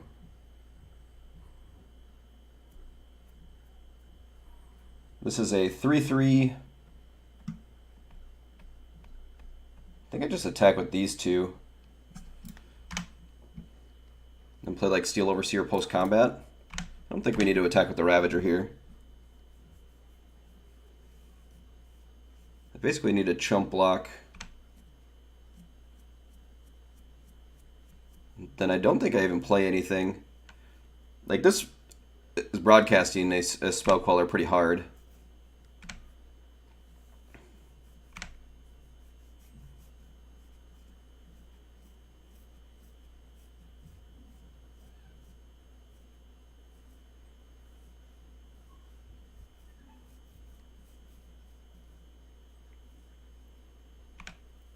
sure.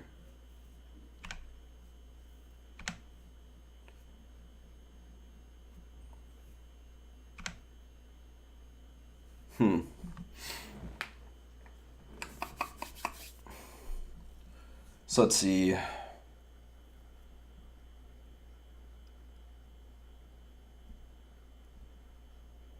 So if I fire up both of these, are they just dead?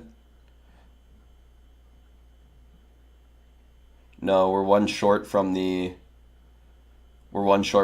Moth because it's only a 3/3. So they just like leave that unblocked.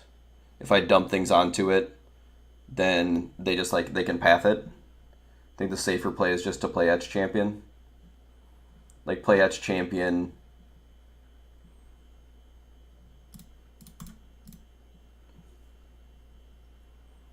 And then I guess we can play Steel Overseer.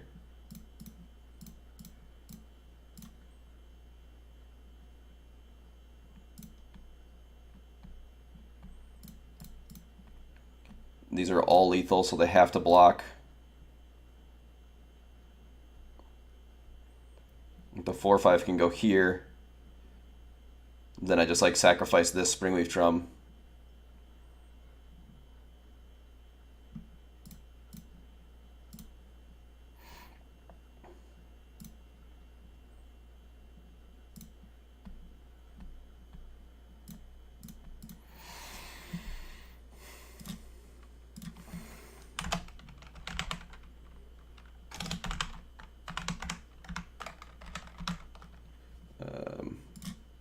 Yeah, you can have your turn.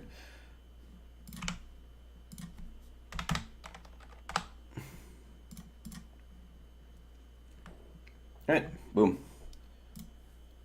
So not too bad, not too bad.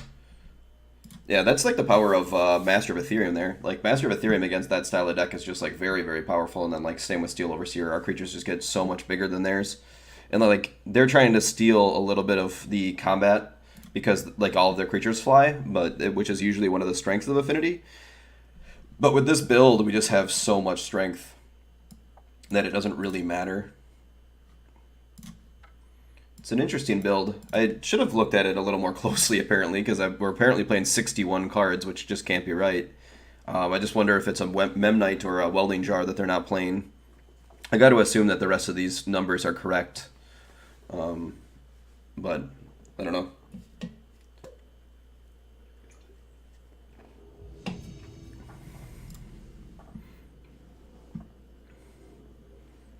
I found it interesting that they're only playing 16 lands, and now it's even more interesting that they're playing only 16 lands and 61 cards.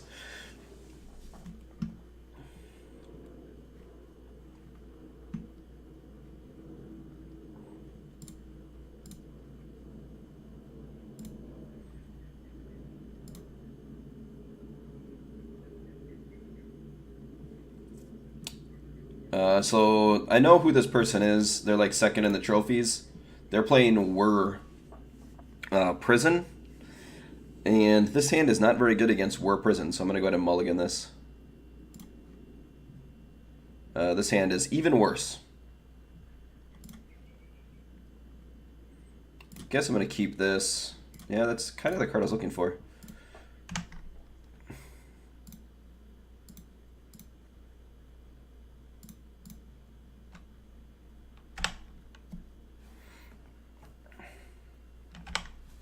I don't think this matchup's particularly great, but if we can get a quick Ink Moth kill, maybe it's okay. That's the wrong one. Glimmer Void, alright.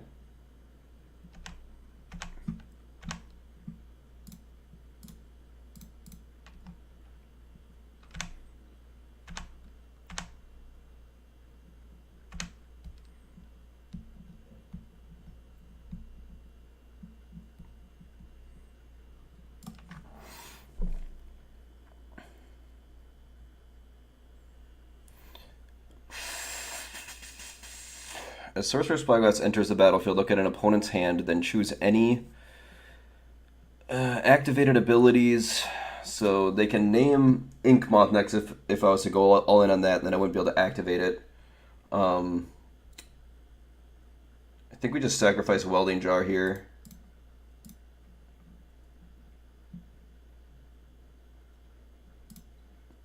You got to assume it's going to name Arcbound Ravager.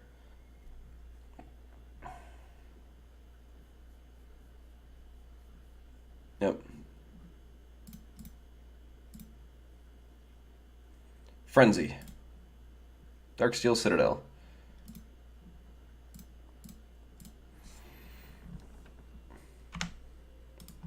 So, for those that were wondering why we didn't sacrifice more things to Arcbound Ravager, Frenzy was the reason why. Well, I guess I don't have any activated abilities, so... Ooh, hold on. Turn off auto yields. If they do kill this, I do want to put this on the thing. Unfortunately, there's a bridge. Frenzy. Mox Opal.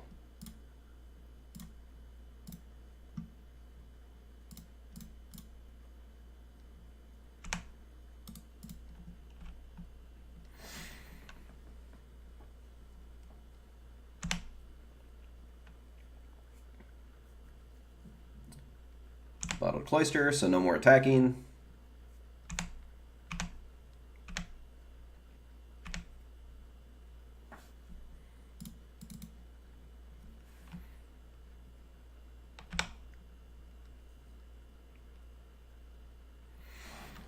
No joke, I was I was really thinking about buying Furnace Dragons for this matchup. Furnace Dragons would be nice.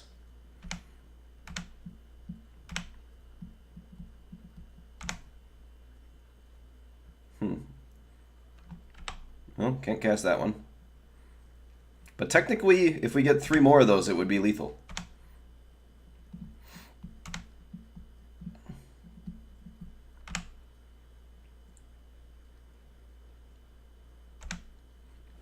Yeah, so the unfortunate thing is they have more Sorcerer's Spyglass, they have more Pithing Needles. So we're like a very long shot to win this match, or this game, and this match, to be honest. This matchup is definitely worse than the old Lantern matchup used to be. Lantern had so many dead cards against you.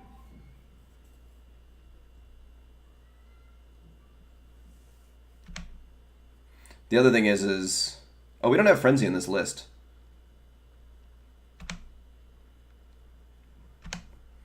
So Frenzy is usually okay in game 1, but you can't play it in game 2. I'll kind of go over that once I concede here, once this name's Cranial Plating.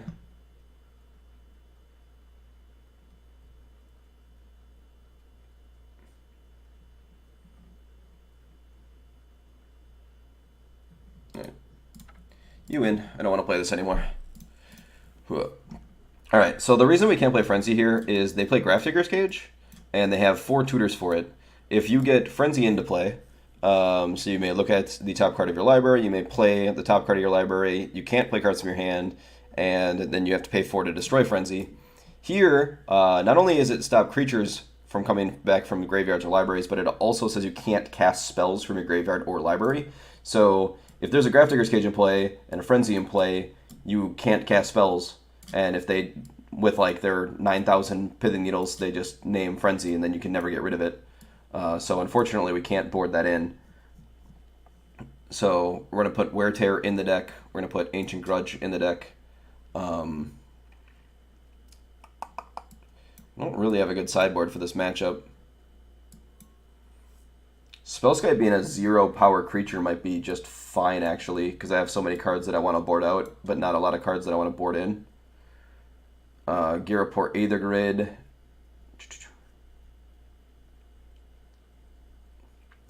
So, like, you could argue that, like, Rest in Peace would be okay, because, like, Rest in Peace stops their, like, graveyard shenanigans, but I think we need Arcbound Ravager, and Arcbound Ravager doesn't work with Rest in Peace in play.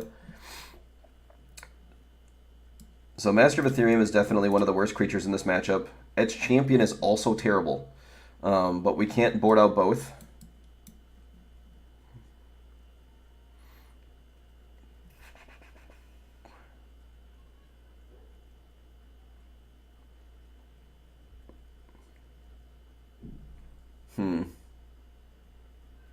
Wonder if something like Bitter Blossom's better. I don't think so. Damping Sphere doesn't really do what we want it to do.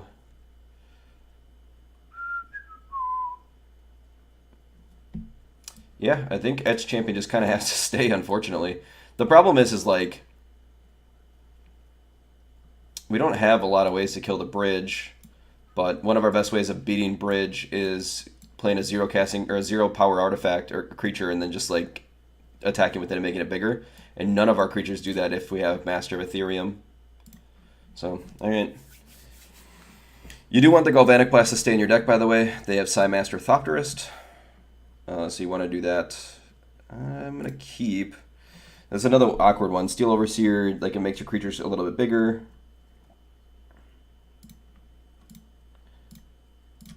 This might actually be a mulligan now that I'm looking at it a little bit more. But my hope is that we get to like play Steel Overseer, Arcbound Ravager, and just get in a chunk of damage and then finish them off with Galvanic Blast. But if it was an Ink Moth, maybe it's a little bit better.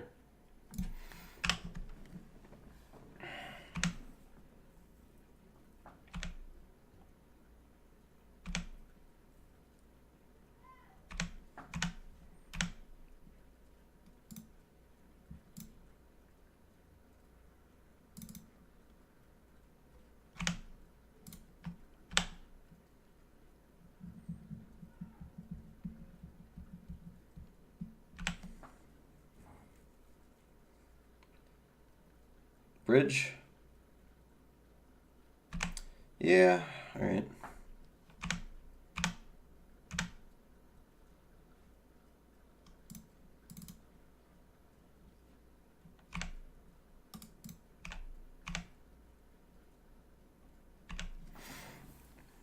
I think I've played against this deck exactly 4 times with Affinity, and I don't think there's been a game where they didn't have a turn 3 or turn 4 bridge.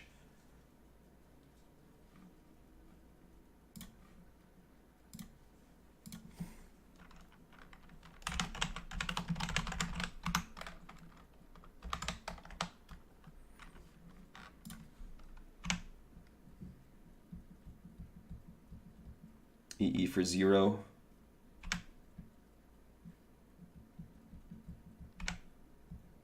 I don't know how, but Mox Opal plays Mox Opal on the first 2 turns every game, every time. I'm assuming you cut yours because you haven't cast it yet.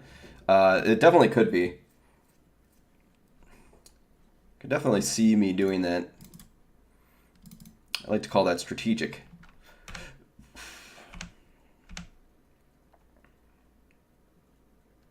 Pretty sure we're just straight up dead here.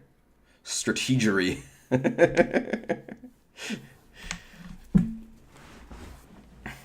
To be honest, I felt pretty good about this game until, you know.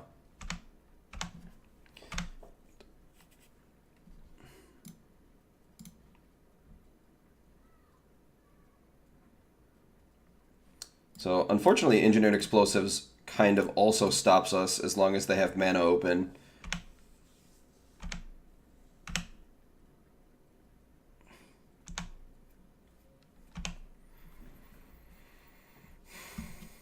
Need to look at a thing there. It's like all of our creatures get -1/-0.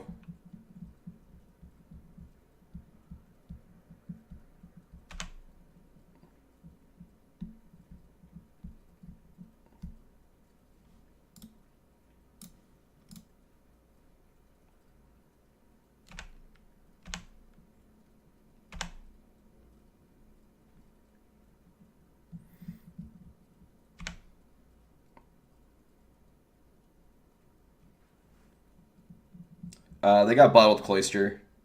Sorry, my picture in the way. I can edit that. Let's see. Where's my edit? I'd like to edit this page.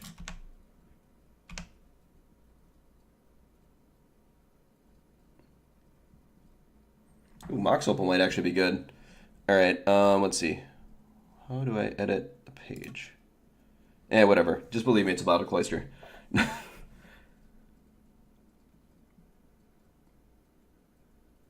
Attack.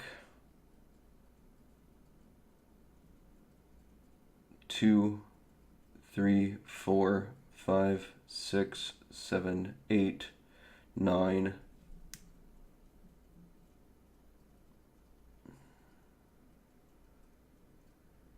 It's unfortunately not enough.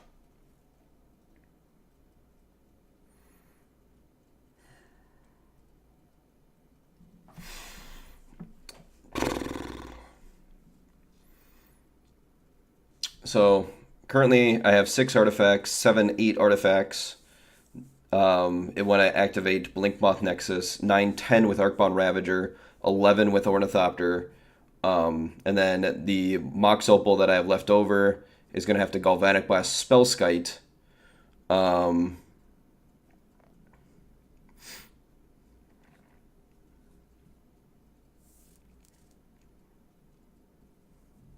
Yeah, I guess. I mean, that's like kind of like our only play, right?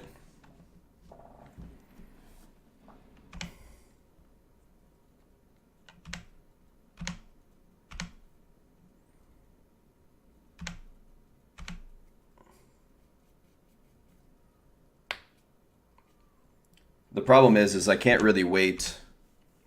If I wait, like the squeeze only gets tighter. They're gaining more life off of Inventor's Fair.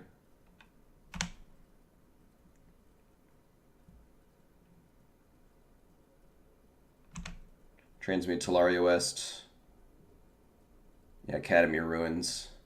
So now they can just like EE every turn if they want. They have another Spellskite.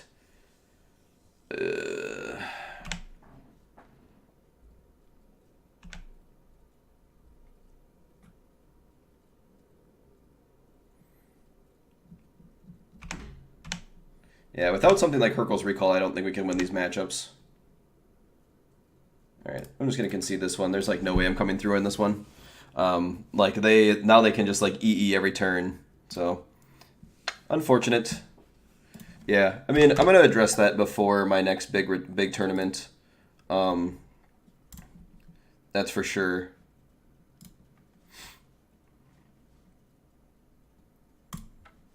My next big tournament, I'm definitely going to have something for that deck because it's like picking up in popularity. I think the deck is pretty good, but I think a lot of it is because people have been boarding incorrectly against it, and they just like don't have good boards for the deck, and I definitely fall into that category right now. They do know about Shatterstorm. I suppose out of my deck it's a little awkward. Out of my deck I could play Hurkyl's Recall or I could play Furnace Dragon, and I'm like seriously considering Furnace Dragon.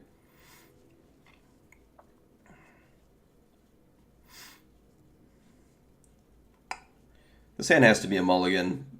I'm just like trying to talk myself into playing this hand, but it's certainly not a keep. All right, this hand's much better.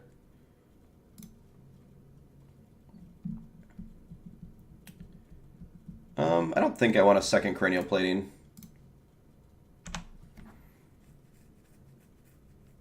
Okay, now I want that cranial plating back.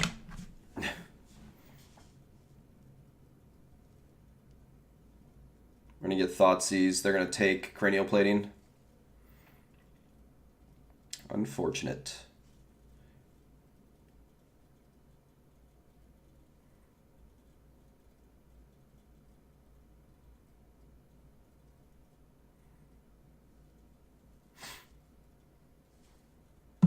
Dragon.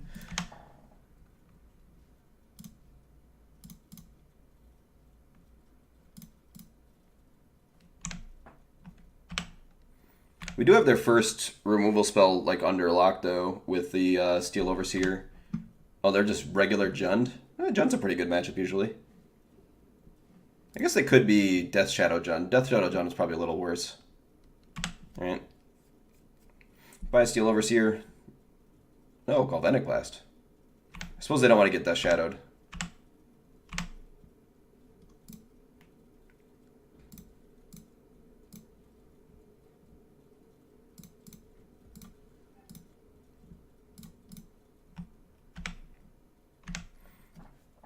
I haven't played Dragon in like 15 years. One of the better cards against the Whir deck is definitely Blood Moon. And I can see like playing Blood Moon and then just like playing a Furnace Dragon for kind of like fun. So that could be 16. They could cycle, make it 17. I don't think I'm going to play around Temur Battle Rage here. If their hand is like Temur Battle Rage plus like Street Wraith, I guess we die. But they can make it an 8/8, and 8/8 becomes 16 damage. Alright. Do your worst.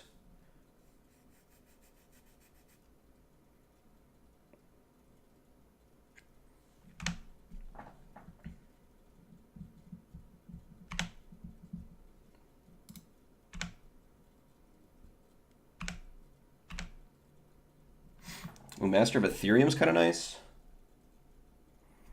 Master of Ethereum's a 1, 2, 3, 4, 5. Makes this a 2/2.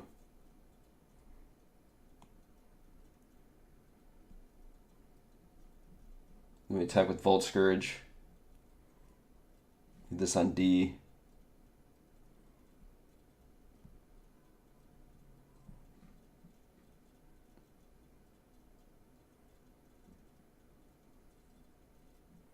I think it's okay.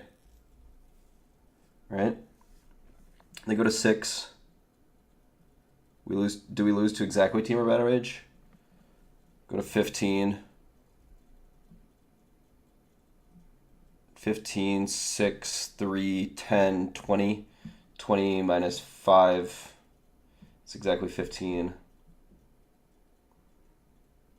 Conversely, if I just attack with this, they still go to 5. Yeah, I don't think we're winning either way. Let's see. So essentially, we're always at 15. They go down 5. They're at, so then this is a 8, 8, 16, 16. Can block with this and this. 8, 16, 15, 14. I guess technically I'm alive like that. I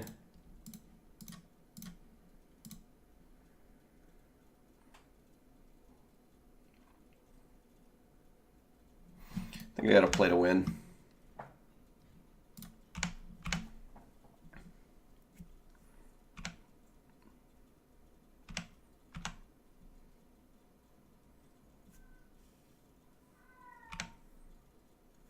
If they have Battle Rage, we lose.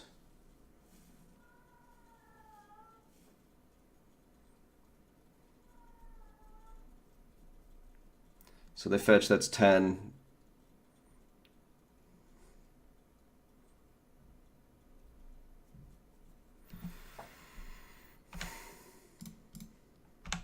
Yeah, I mean, that's the plan. I mean, we're going to die to Battle Rage. I'm pretty sure that's the last card in their hand.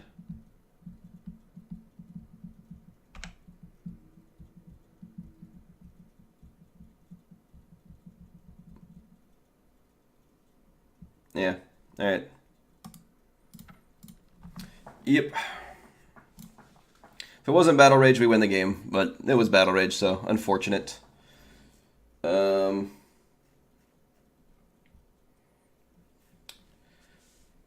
think Rest in Peace is decent here, but it doesn't deal with, what's it called? Doesn't deal with Death Shadow.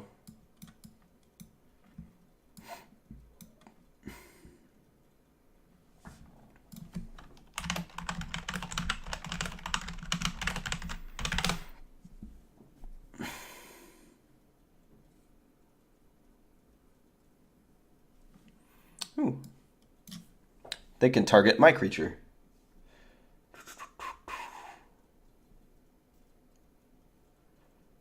Cut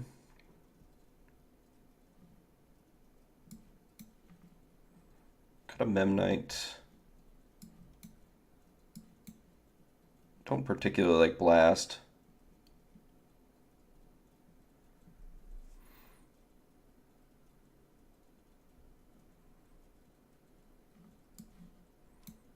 Trim it on an Overseer. Oh, right, I'm supposed to be at 61. God, this is so terrible. I think I like Master, kind of like everything else. Alright. Maybe I'm supposed to play Frenzy here, but I think the matchup's a little about being a little fast. I'm going to keep this hand. I'm going to play a turn 1 Cranial Plating. Can I play Blink Moth instead? I think so. Yeah, I definitely can.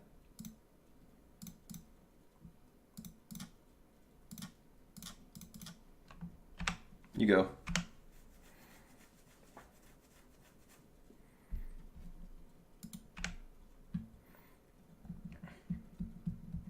The problem is that Blast doesn't kill anything, any of their creatures, so you just get them stuck in your hand. Their creatures are like usually like Grimmaud, Angler, Tarmogoyf, and Death Shadow. Okay, against this version, then I could have they could have been the Zoo deck, I suppose. Would made sense.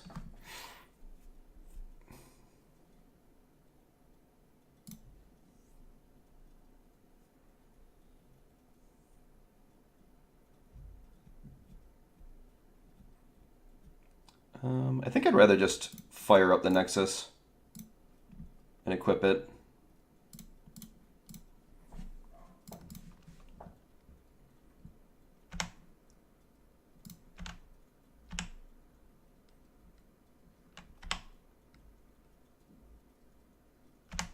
We can play Death Shadow now.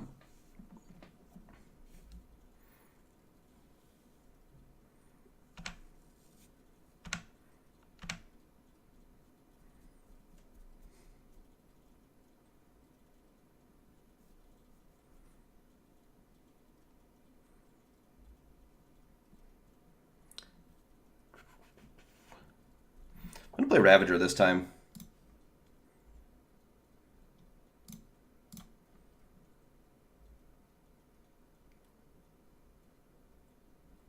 Then I'm just going to pass.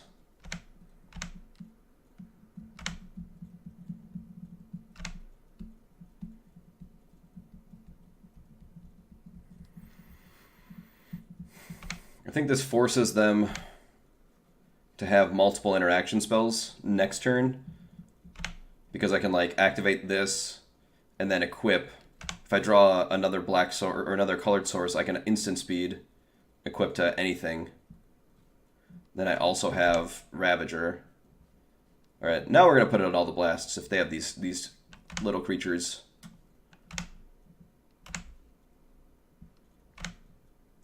And these aren't looking very good.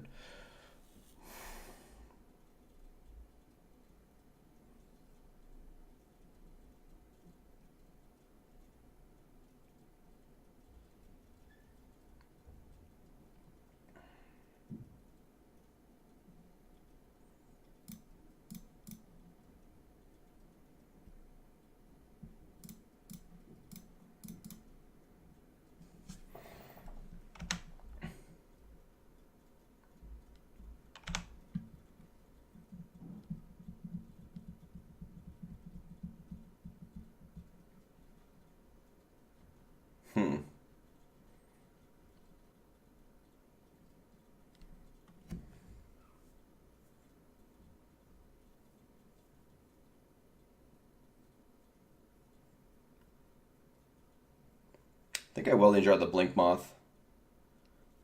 It means they can kill my cranial plating?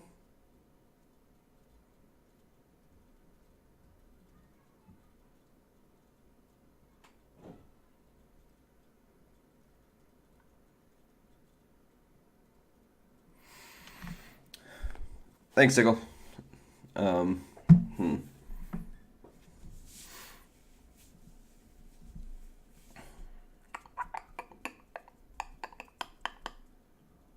If I Welding Jar the Blink Moth, they can kill my cranial plating the next turn, but I can like Ravager it.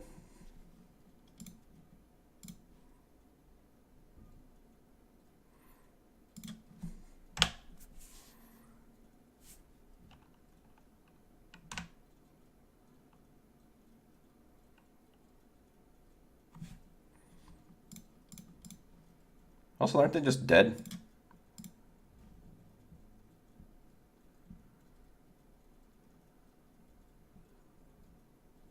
Do they play Gut Shot? Maybe they have a Gut Shot? Eh, whatever.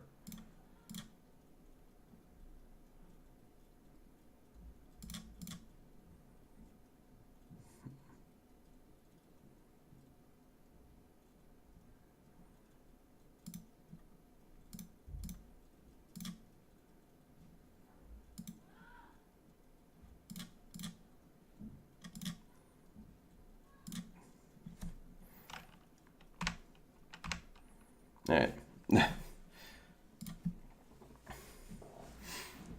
Alright, now that I know they have small creatures, then the blasts are more entertaining.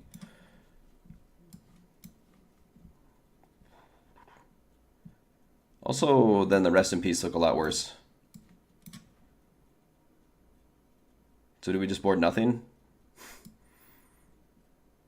I wonder how Frenzy would be in this matchup. If they're like super small creatures, maybe it's not that good. I kind of want to kill all their stuff, though. I could entertain like one of these. So we boarded out a Memnite. Memnite actually looks a lot worse now. do something like this. I'm gonna entertain a frenzy, but I don't want to. I don't ever want to draw 2. I don't even want a chance drawing 2.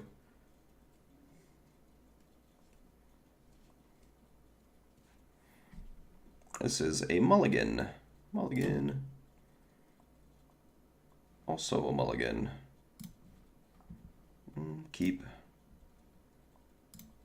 I guess I'll top that. Means I can put like a turn 2 master.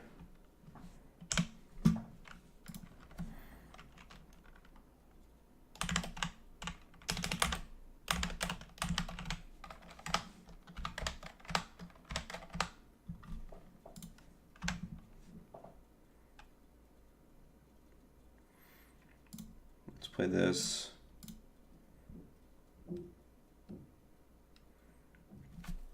Here I'm like fine with them killing Ornithopter, and there's like a chance that I draw something sweet. So if they want to kill my Ornithopter, go ahead.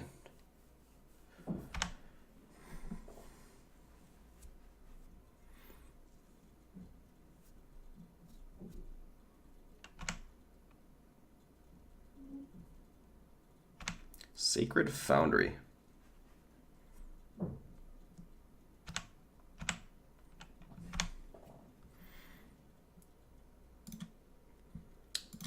That was the something sweet. I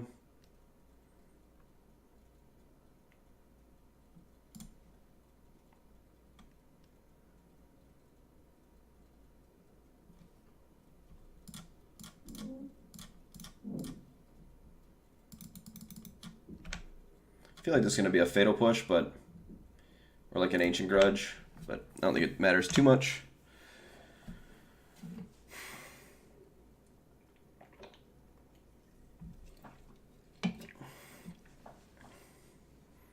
Our Mulda 5 can't play around a lot of spells, so...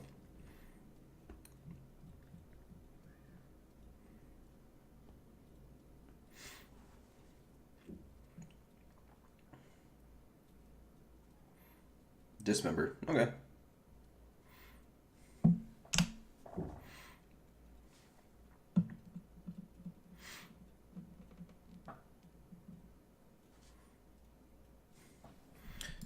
Hooah.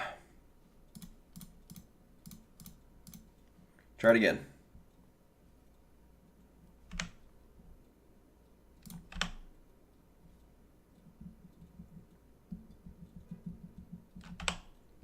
Okay. Dismember, Ancient Grudge. What else you got for me?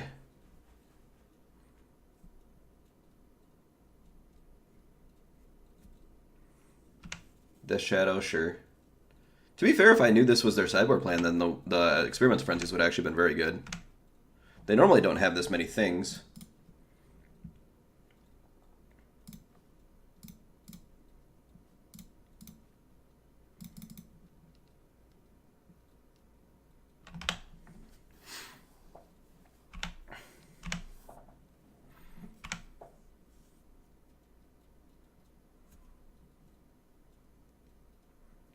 I wonder if they wanted to do a little bit more damage to themselves.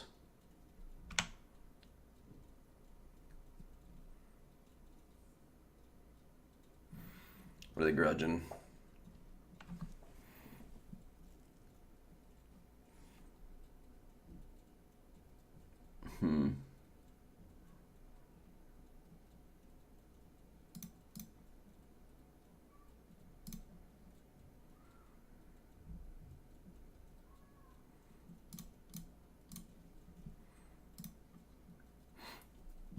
I want to leave 4 mana in play. I was debating keeping the Memnite in play. For this reason. Well, they're almost out of cards.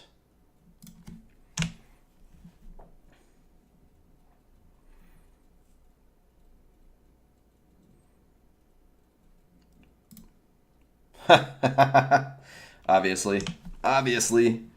Obviously.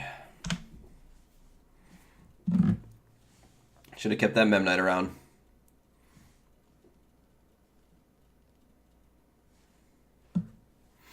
Alright, deck. Give me an Ornithopter.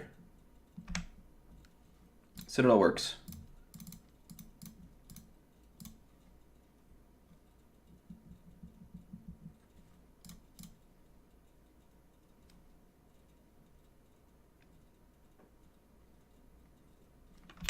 Their hand's just all removal? Jesus.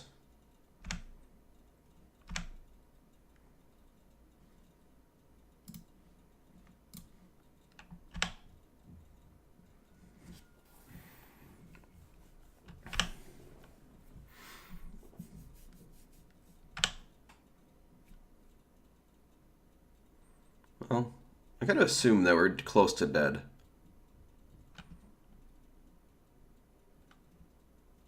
Lightning bolt, something? No, become immense, sure. And then the last card's Teamer Battle Rage. It doesn't have to be, we're just dead. Alright. Unfortunate. Alright.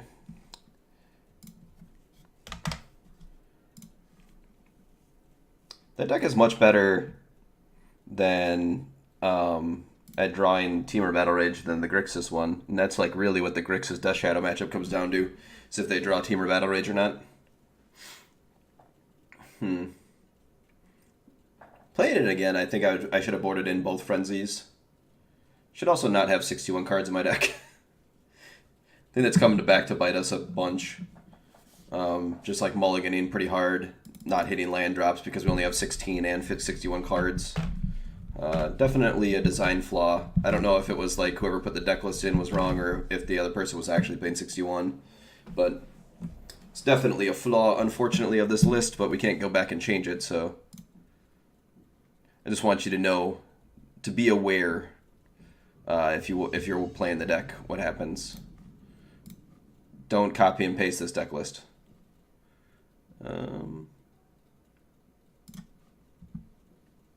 Okay.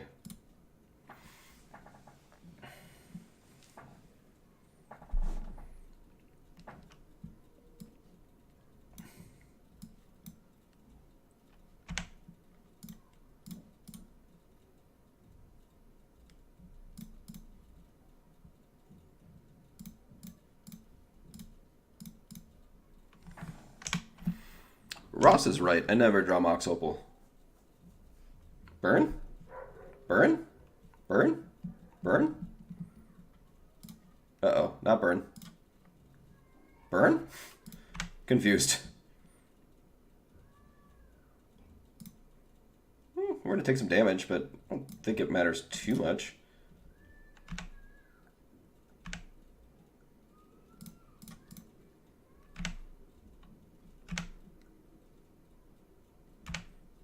We're going to gain some back with this.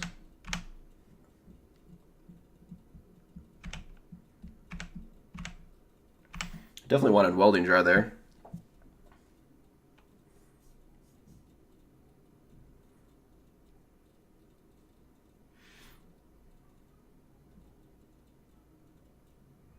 Legion War Boss? This deck's wild. I like it. I don't think it matters, though. Yeah, bring it.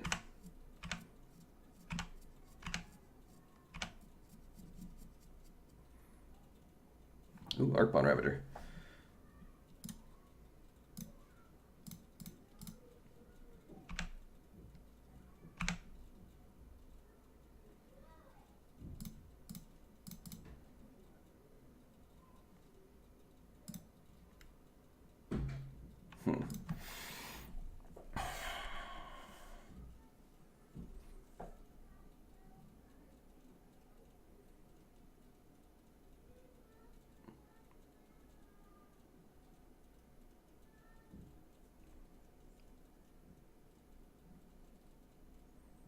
One, two, three, 4, 5, 6, 7, 8, 9, 10. You can just make a 10-10 Vault Scourge.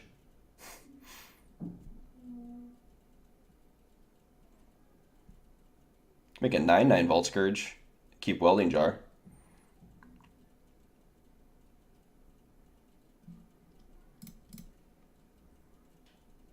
I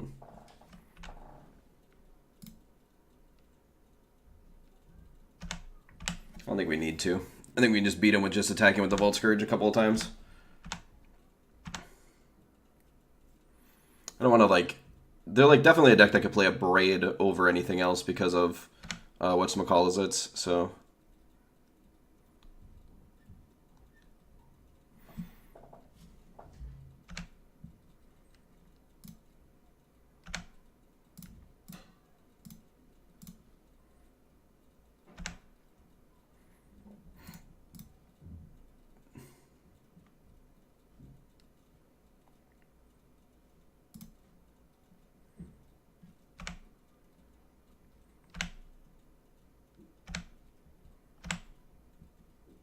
Hmm.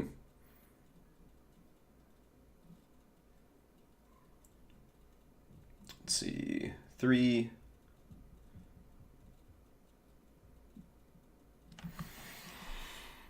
6. 10.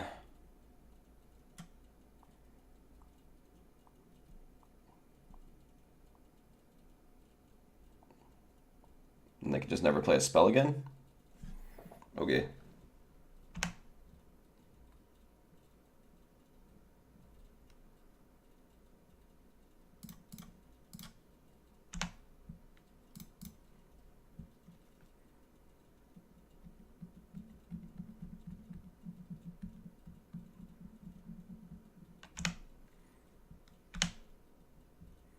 Alright, they ever play a spell, they die.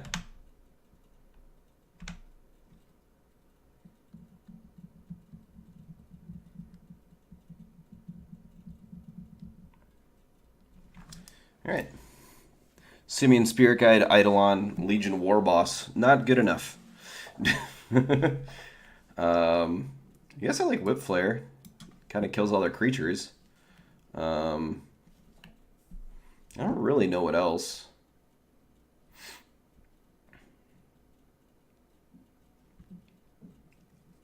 Guess I don't particularly like Memnite. Torpor Orb, no. Spellskite, maybe. None of these. Grafdigger's Cage, Damping Sphere, Wear Tear. Possibly Frenzy, definitely not Grid.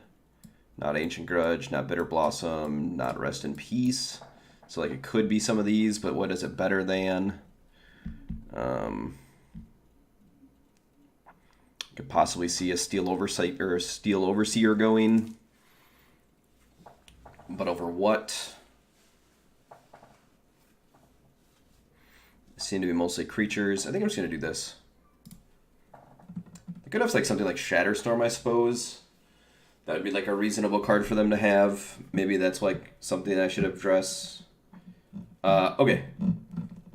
Quick learning point. This hand, powerful, not fast enough. This hand needs a land. If either one of these was a Darksteel Citadel, actually any of these 3 were a Darksteel Citadel, 100% keep. Even if it was like an Inkmoth next, I'd probably keep. But if this was a 5, like this, I'd probably keep, even though that we didn't have a land.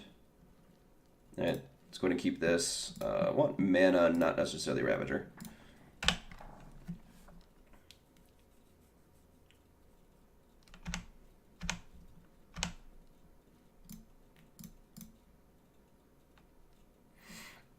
I don't think I'm going to play Memnite here.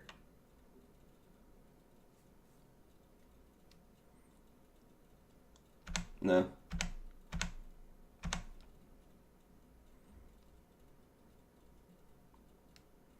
They'll bite us if they have Eidolon. But the big thing is I don't want them to like Lightning Bolt my Memnite and then me be further away from Mox Opal. Next turn, if I draw like Darksteel Citadel, I can play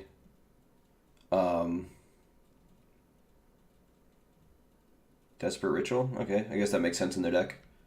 Kind of all in. Is this going to be like something like Trinisphere? Trinisphere would be good.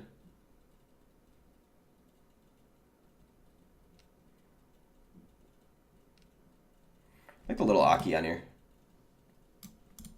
It's just like hanging on for dear life. This one's like casting the spell, and this one's like, ah, crap.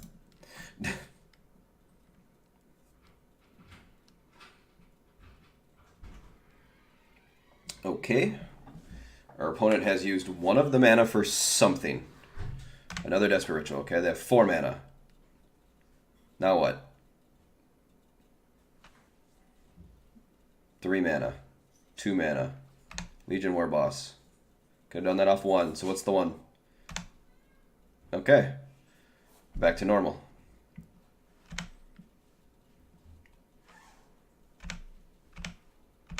So we're going to get bit a little bit for not playing the Memnite, but that's alright.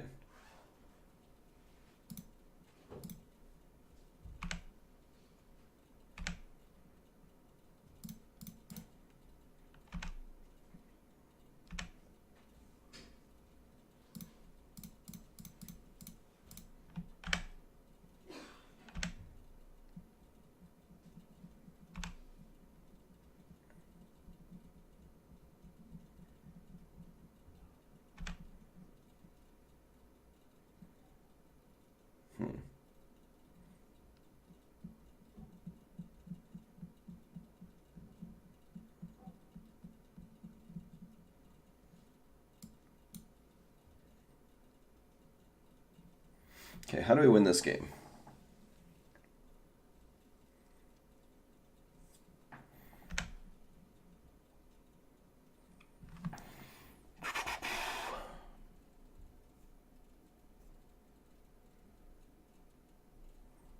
Need to draw a land.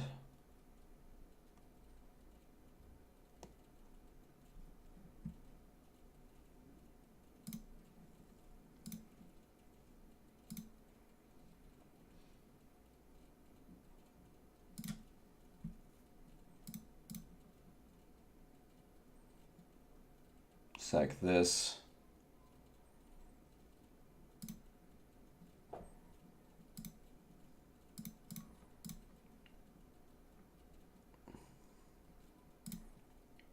Guess I should have sacked, actually. I should have sacked the Mox Opal, not the drum.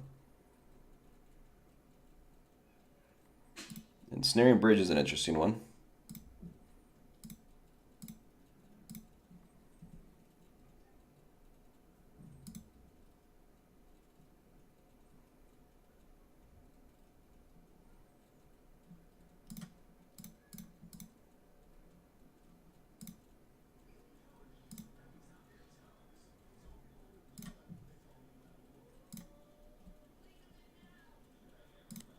I guess I could have equipped, but I kind of want to put the counters on here, possibly.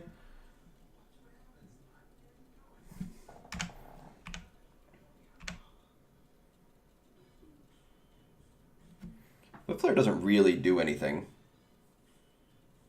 I guess neither does Master of Ethereum.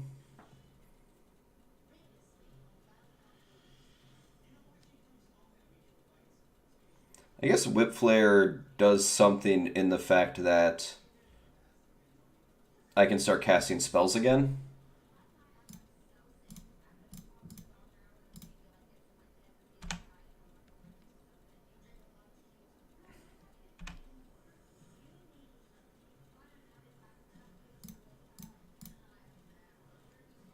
Yeah, I don't think I want to put counters on there. I don't have an answer to this Ensnaring Bridge. So basically we're just looking for like Ornithopters and such. So like that's like kind of why I Whip Flared there.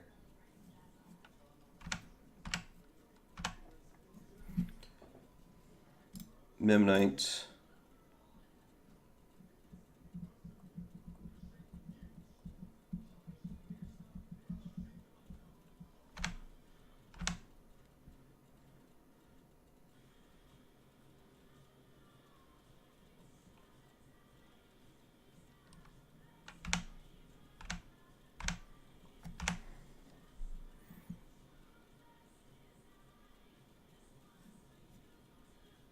I suppose I had to play that so that I could get rid of off bridge.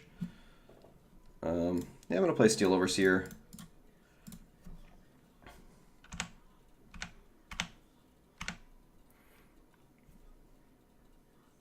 We're like dead to Chandra, we're dead to another Ranunap Ruins, we're dead to like any burn spell. Just Desperate Ritual. Chalice of Void on 1? That's the wrong number, but sure. Should be 0.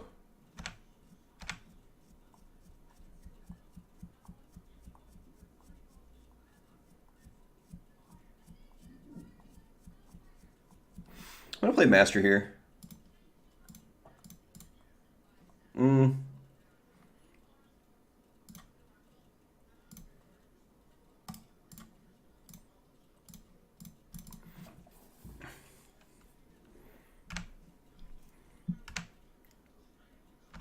going to start putting counters on my Arcbound Ravager. That way, if they ever do get stuck with a card in hand, I can kill them with my Ink Moth.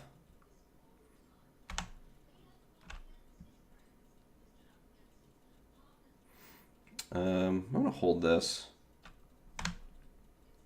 I can't imagine that they get stuck with a card in hand, but maybe.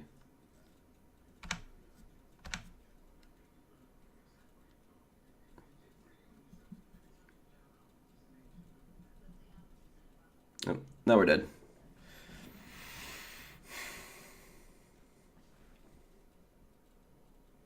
Played against a lot of Ensnaring Bridge decks recently.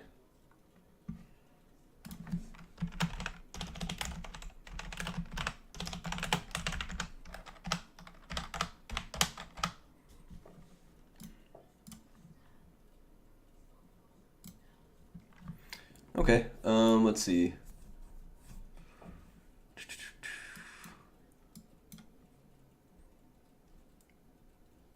I guess we kind of need these. Now that I know that what they're up to, I guess I can board these out.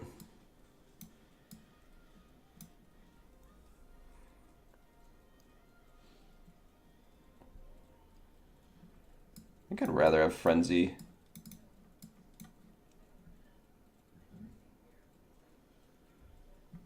Than Master, then. They're playing Bridge.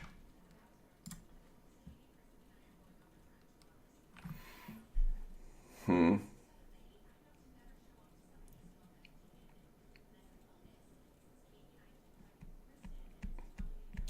think this hand is good because I don't think they can kill me with this hand.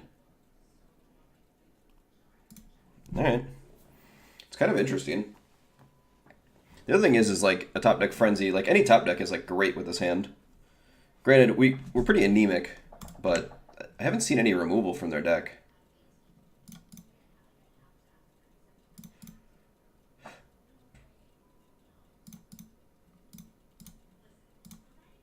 They also probably can't play Shatterstorm because they're playing Chalice of the Void and Engineering Bridge, so we don't have to worry about that too much. Chalice of the Void on 0. Well, I played all my zeros, so that's fine.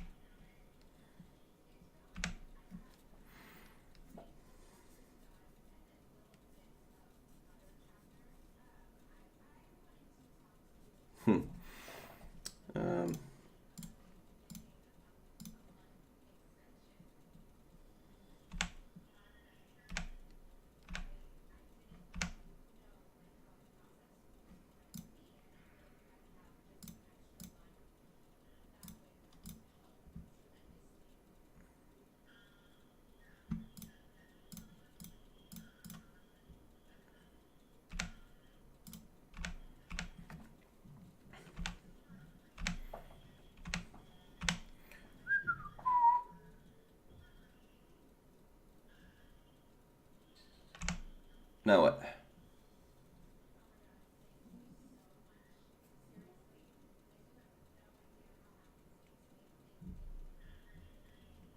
Now what? Now what? Now what? Now what?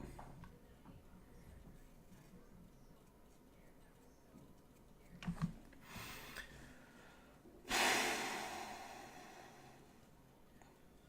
want to just like kind of cast things and then just kind of hangs out.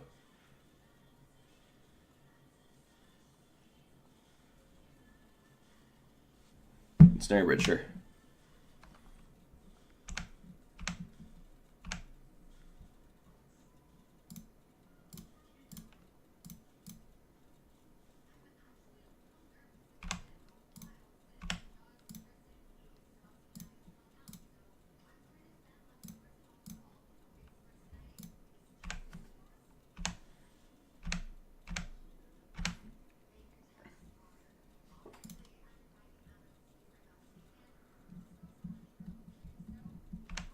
Sure, Desperate Ritual into something.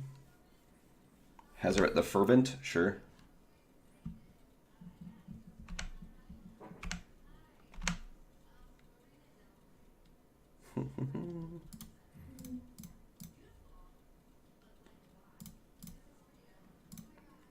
So now they can discard their card every turn.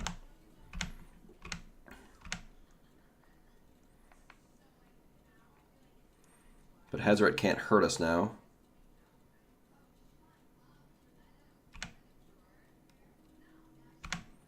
And Frenzy.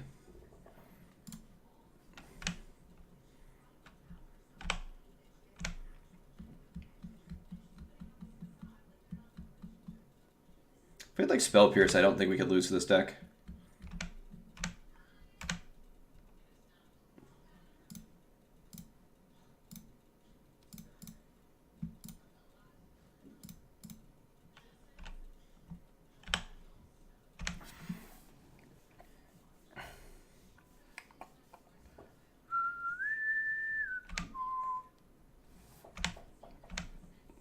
Ancient Grudge. That one's decent. Now if we draw Ancient Grudge, they're dead, so...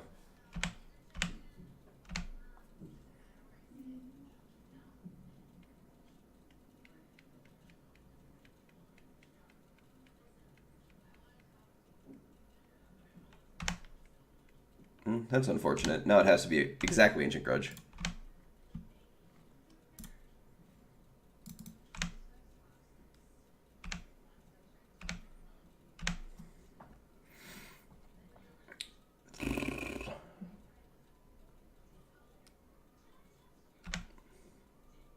Frenzy would be sweet because then it just digs faster.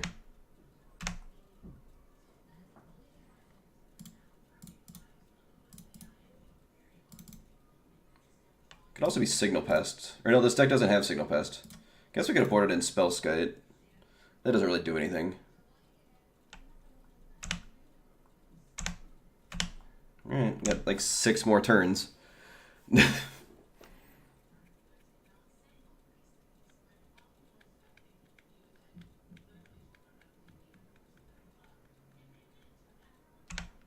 I should have played that. Definitely should have played that.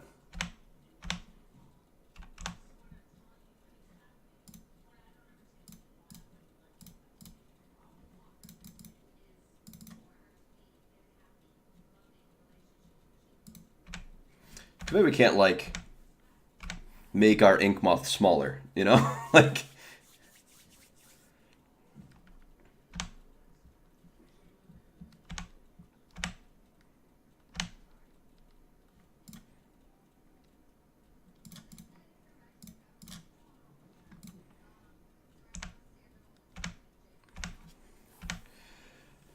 this is excruciating.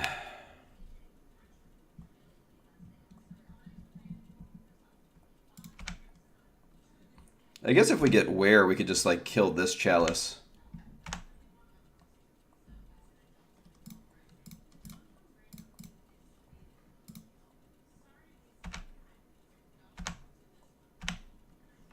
Alright, a couple more draws.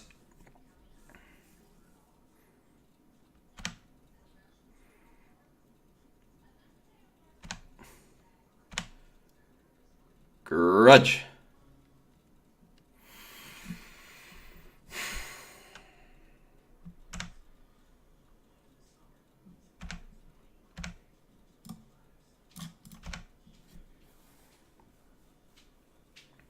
One draw.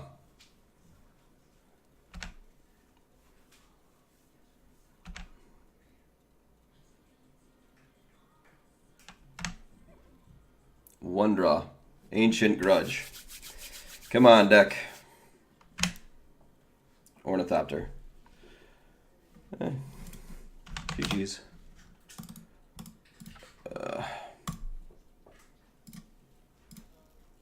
Frenzy. One.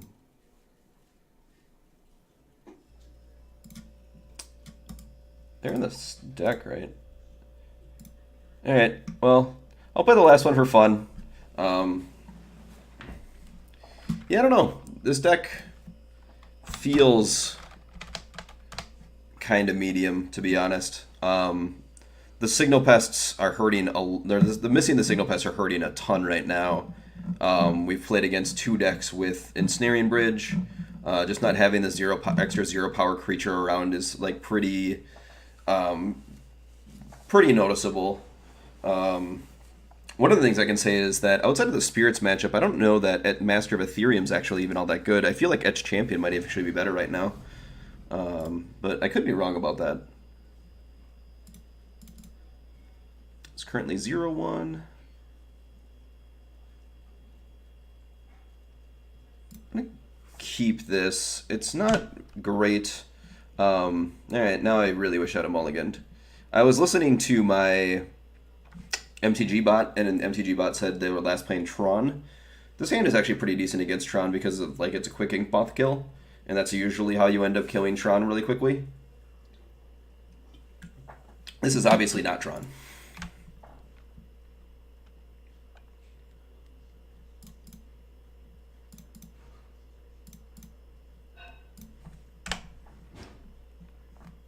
If we draw Mox Opal, though, this hand is pretty great because we get to play Master of Ethereum on 2.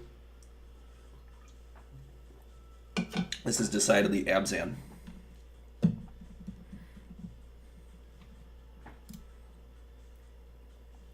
By the way, for the people that are watching, suppose I should do a shout out to my sponsor, Card Hoarder. They're down in the bottom. Yep, I gotta get bottom corner over there, kitty corner from me, and they have a new rental service. If you go ahead and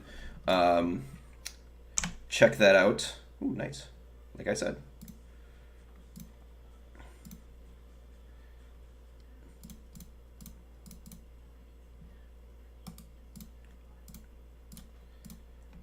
So if you wanted to play a bunch of different modern decks like I'm doing, you can definitely do that via their service.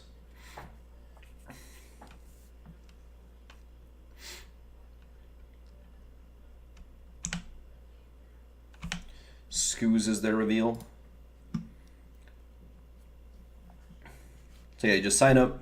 You get to like try a couple decks here and there, play them out, see if you like them. If you do, you know, great. If you don't, this is the reason I didn't attack, by the way.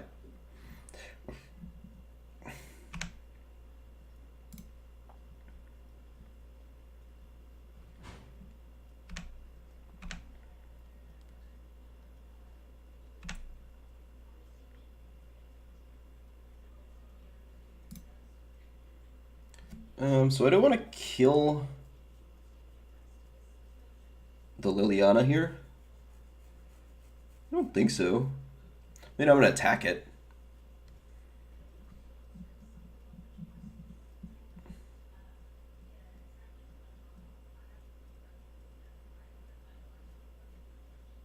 Maybe just attack them.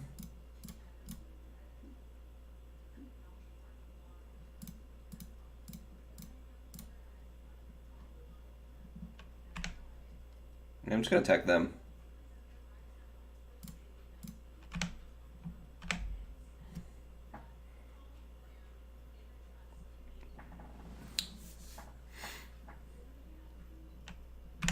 Yeah, but the service that Carter provides is definitely sweet for testing. You could go, like, you know, see if you like Dredge, see if you like Tron, see if you like Is It Phoenix, maybe you like the Affinity deck, maybe this Abzan deck that top 8 at the SCG thing. So, I mean, you know, you can play a bunch of different decks, try them out, hand them back, get a different one. So, definitely check that service out. So, the only card we know they have is Skoos. This thing's not doing a great job anymore. What up, Skoos?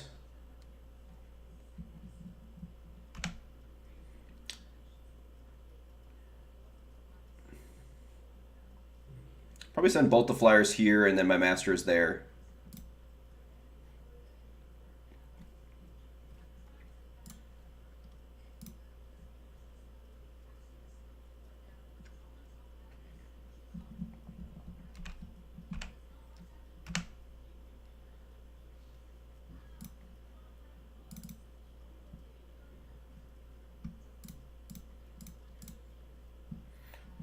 This doesn't change anything. All right.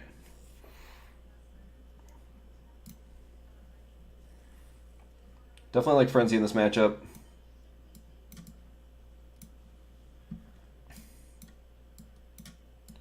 Don't particularly care for anything else. I'm going to board out probably 2 Steel Overseers.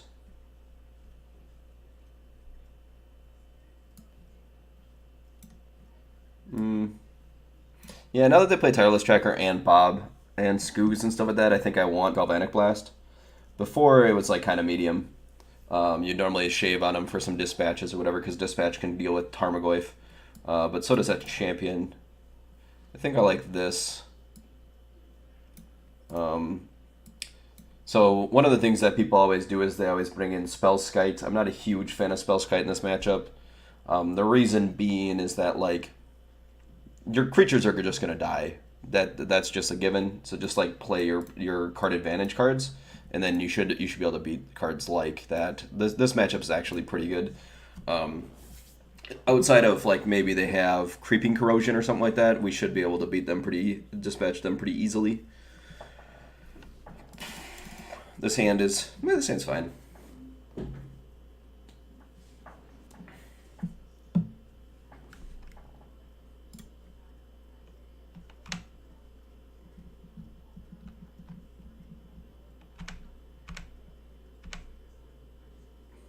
Champion's a decent draw as well. We're like pretty insulated from discard spells.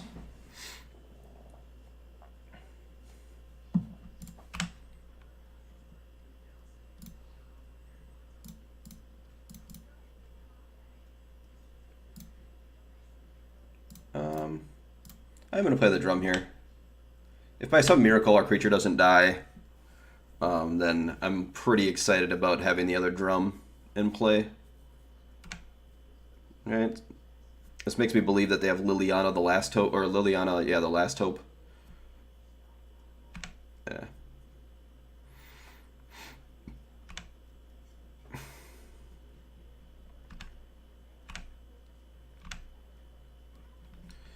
Mox Opal's nice.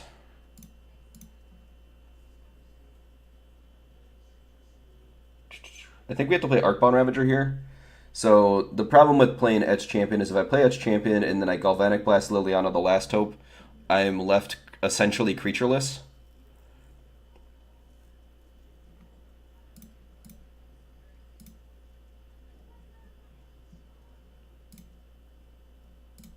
We're here.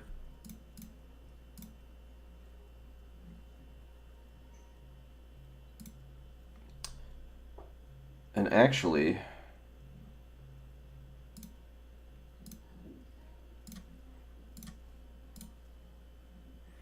think I'm going to do this. So the reason that I'm doing this rather than playing the Arcbound Ravager, so I could have played Ravager number 2 using Mox Opal, Springleaf Drum, and then use the last Ravager to Galvanic Blast. If I'm playing around Liliana Liliana the Veil to the board, then I should also play it if they play it and then tick up and make me sacrifice or make me discard a card, which would be Etch Champion.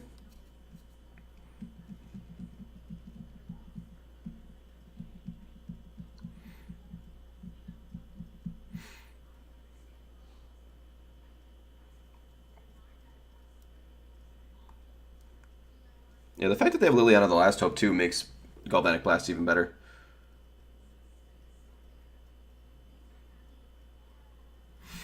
Assassin's Trophy.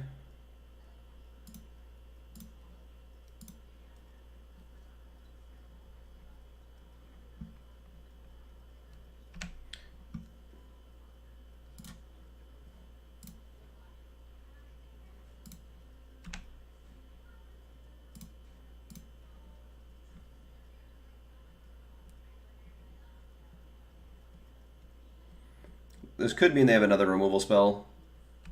Nope, just Dark Confidant. Okay.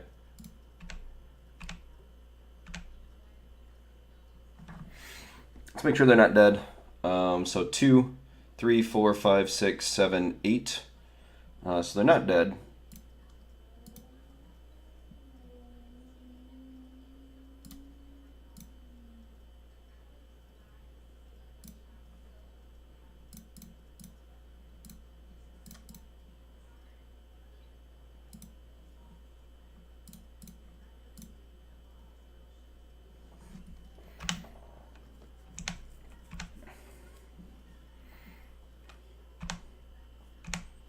Dark Confidant is the reveal. Ooh, different arts.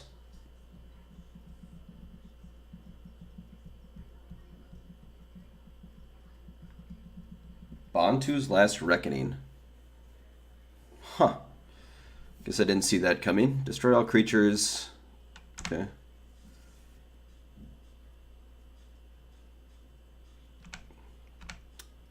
Frenzy.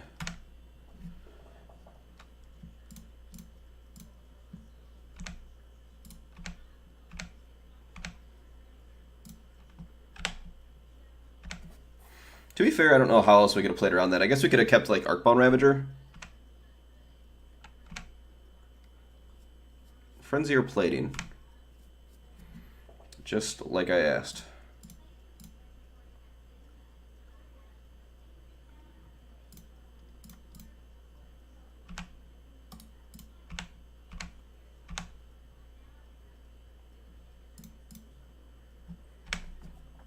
There's no real reason to hold the Ornithopter.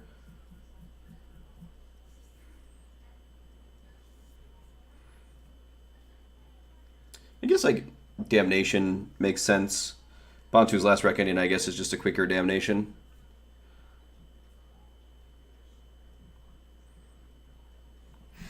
Comes at a huge cost, though.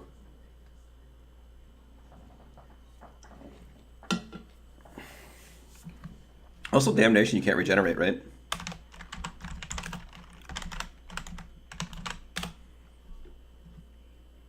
Yeah, and you can regenerate off these. If I had a Welding Jar there, that'd have been a lot of trouble.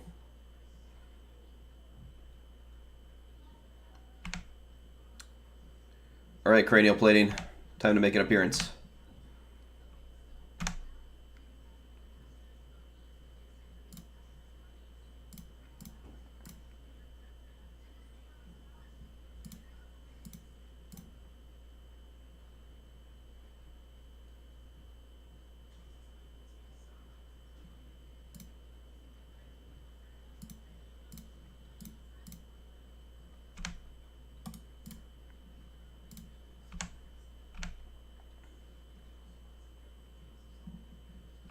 So 2 lethal attackers next turn with Ink Moth, which is pretty nice. They drew Averting Catacombs. So they need 2 removal spells.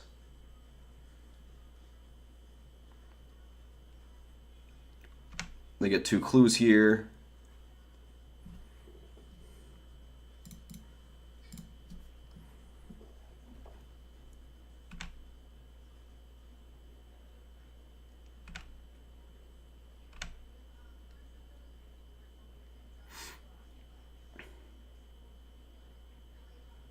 Pop a clue.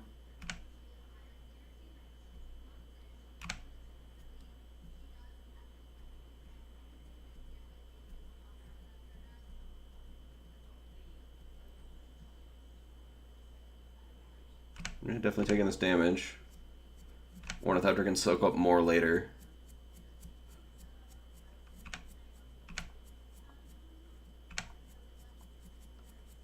Cranial Plating, where you were last turn.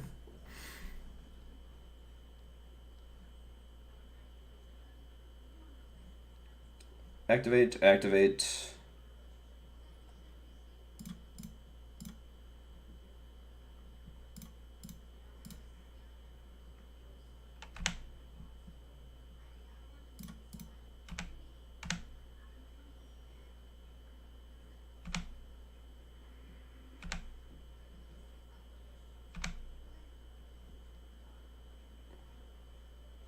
Boom. Alright, so unfortunately that one did not go super great, but you kind of got to see how the Golgari matchup goes. Or the Rock, as it were.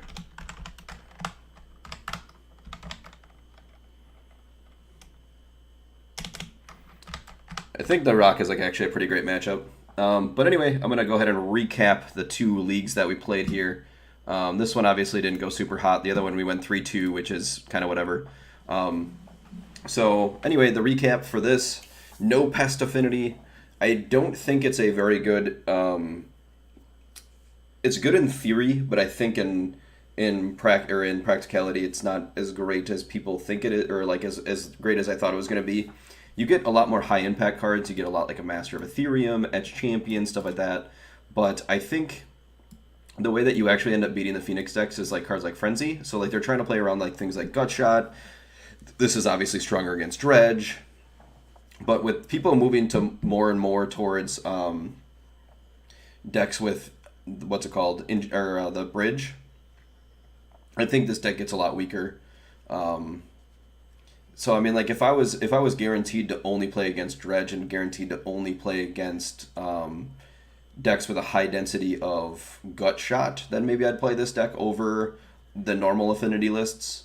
But even with like the Phoenix deck, I think Experimental Frenzy is just a better card than these. Like I think you're gonna have to board in the Frenzies against the Phoenix decks. The game that you really want to steal is game 1, where you have Frenzies kind of in the main and the normal Frenzy list, and then you want to like kind of like win the post board game, or like one of the post board games where they can't find Shatterstorm before you can kill them. And then also Frenzy kind of lets you help you catch back up after Shatterstorm. I've actually won a few games that way. But yeah, I mean, this list is interesting, but I think with the more bridges that are out, you can either do that or you can like find ways to beat bridge by like having more artifact hate in your sideboard too. Maybe that's like an actual thing you can do. But I think currently the way that this sideboard is built, I'm not a huge fan. And then the first list that we played, I think I kind of missed the boat on this one. The first list that we played had Chalice of the Void and Blood Moon, also Experimental Frenzy. It 5-0'd one of the leagues, and I've always wanted to try it since then. I think the problem is that currently Blood Moon is not particularly great. It's like fine against the Whir decks, but the Whir decks can like you're still like trying to beat bridge. You have more things, but it's another one where you shave down Ornithopters. But you still do have Signal Pest, so you have like 6 ways to get through bridge, but I think I'd rather have more ways to get through bridge. The format kind of feels like Chalice bridge decks, Faithless Looting decks, and then Ancient Stirrings decks, / like Ancient Stirring / Mox Opal decks. I think you can be the Affinity deck, but you have to address those decks. There's going to be decks similar to the blue-white deck that, like, we're just not going to beat. You can board in some Blood Moons in those matchups or something like that, but I think Frenzy's kind of like your best match or your best or the best way to approach those decks, like the blue-white deck, just because you can kind of like out-threat them. But the more detention spheres and such like that, the more they can like just get through with like Celestial Purge and stuff. So I mean, like, you might just chalk it up as a loss and just like hope not to play against the blue-white deck. So if you have a lot of blue-white in your area, maybe you just can't play this deck, but or Affinity, I should say, not this particular deck. But even like we played against blue-white with this deck, and we played a Blood Moon, we played a Chalice, and it just like really didn't matter. Eventually, they got to their basic lands, and that was it. But anyway, I will continue to keep playing more Affinity decks throughout the week. Probably play some regular Frenzy Affinity, something like this. Experiment Affinity is kind of like a conglomeration of cards that I want to play with. Not necessarily exactly what I want as my deck, but like something like a Walking Ballista, so that when you get stuck behind a bridge, you can kind of like sacrifice everything and throw it on a ballista and then just like shoot him. It's like it's like a 1-up, so it's not super great, but it's like something I want to try. When I was playing 2 Frenzies in the main, I felt like I was getting these hands where I couldn't play Frenzy, and I just like kind of wanted to find ways to get more velocity. So I was thinking about maybe playing one Thoughtcast, 1 Frenzy as kind of the split, and then having another Frenzy in the board. I'm not really sure. I'm not really sold on 3 Frenzies total, just because like post board against the Phoenix decks, you kind of want to lean less on Frenzy and hopefully have just good answers. After playing a little bit more, I kind of like the idea of having 3 to 4 edge champions as well right now. Blood Moon would be for like the blue-white decks, and then finally like the weirdo card is Furnace Dragon. For those that didn't play way back when, this was kind of like a mirror breaker. It has affinity for artifacts. It costs 9 mana, so really it costs 3 red, which is like impossible to play almost. But with the Blood Moon helping out the basic mountain, they also don't like really tax your mana, so the Whir decks. I just figured if everybody else has like the one card that just like kind of crushes that deck, maybe we can play Furnace Dragon. It might just be better as Hurkyl's Recall, and I might play like 1 Hurkyl's Recall. I might change up the board a little bit when we go to play it, but been kind of unimpressed with Gear Pour Either Good recently. There's like nothing really it wants to do, so that might just like leave the deck. Also kind of unimpressed by Whip Flare, but maybe I just play 1 Gear Pour Either Grid, don't play Whip Flare at all, and then play like 1 Hurkyl's Recall, 1 Furnace Dragon, and call it a day. But anyway, Big Monkey says, "Hey Hawk, thanks for the insight. I'm now on Titan." Yeah, Titan's a good deck. The Amulet Titan is very good. I hope you have a lot of fun with it. Make sure that you, for the most part, learn your deck inside and out. There's a lot of resources now with a lot of the SCG grinders being on it. 3 Coalition Relic is so good. Yeah, I was unimpressed with it yesterday, but like I said, it was a short. It was like obviously like a very short sample size, but yeah, the Titan deck is super powerful. I think that's one of the decks that is how do we say, like, it's one of the decks to beat. I think I'm gonna start saying well, it's one of the decks to play. I think there's like probably something like there's one deck that everyone should be playing, and I'm too stubborn to play it, and that's the Phoenix deck. And I think there's other decks you can play, and I think that's one of the decks you can play. But I think the field should probably be something like maybe 8 decks. I would have to like go through it and go like one by one. I guess I can do that now. So Phoenix is by itself. I think Phoenix is by far the best deck in the format. But whether or not you like to play it or whatever, but I think that is kind of on its own. And then after that, you have like Dredge. I think you have Amulet. I like Grixis Dust Shadow. I think the Whir deck is another one you can play, so that's 5. I think Experimental Frenzy Affinity is good, so that's 6. I like Humans, which is 7. And I like Valakut, which is 8. And I think those are the decks that I would consider in the running for decks you can play. There are some other decks where they might be good right now, but I don't know if there's like small subtle shifts how good they are. And like one of those decks is like Golgari. I'm not really sure how good it is, but maybe it's fine. But anyway, let's see. But I'm gonna be heading out. So thank you all for watching, and I will catch you next time.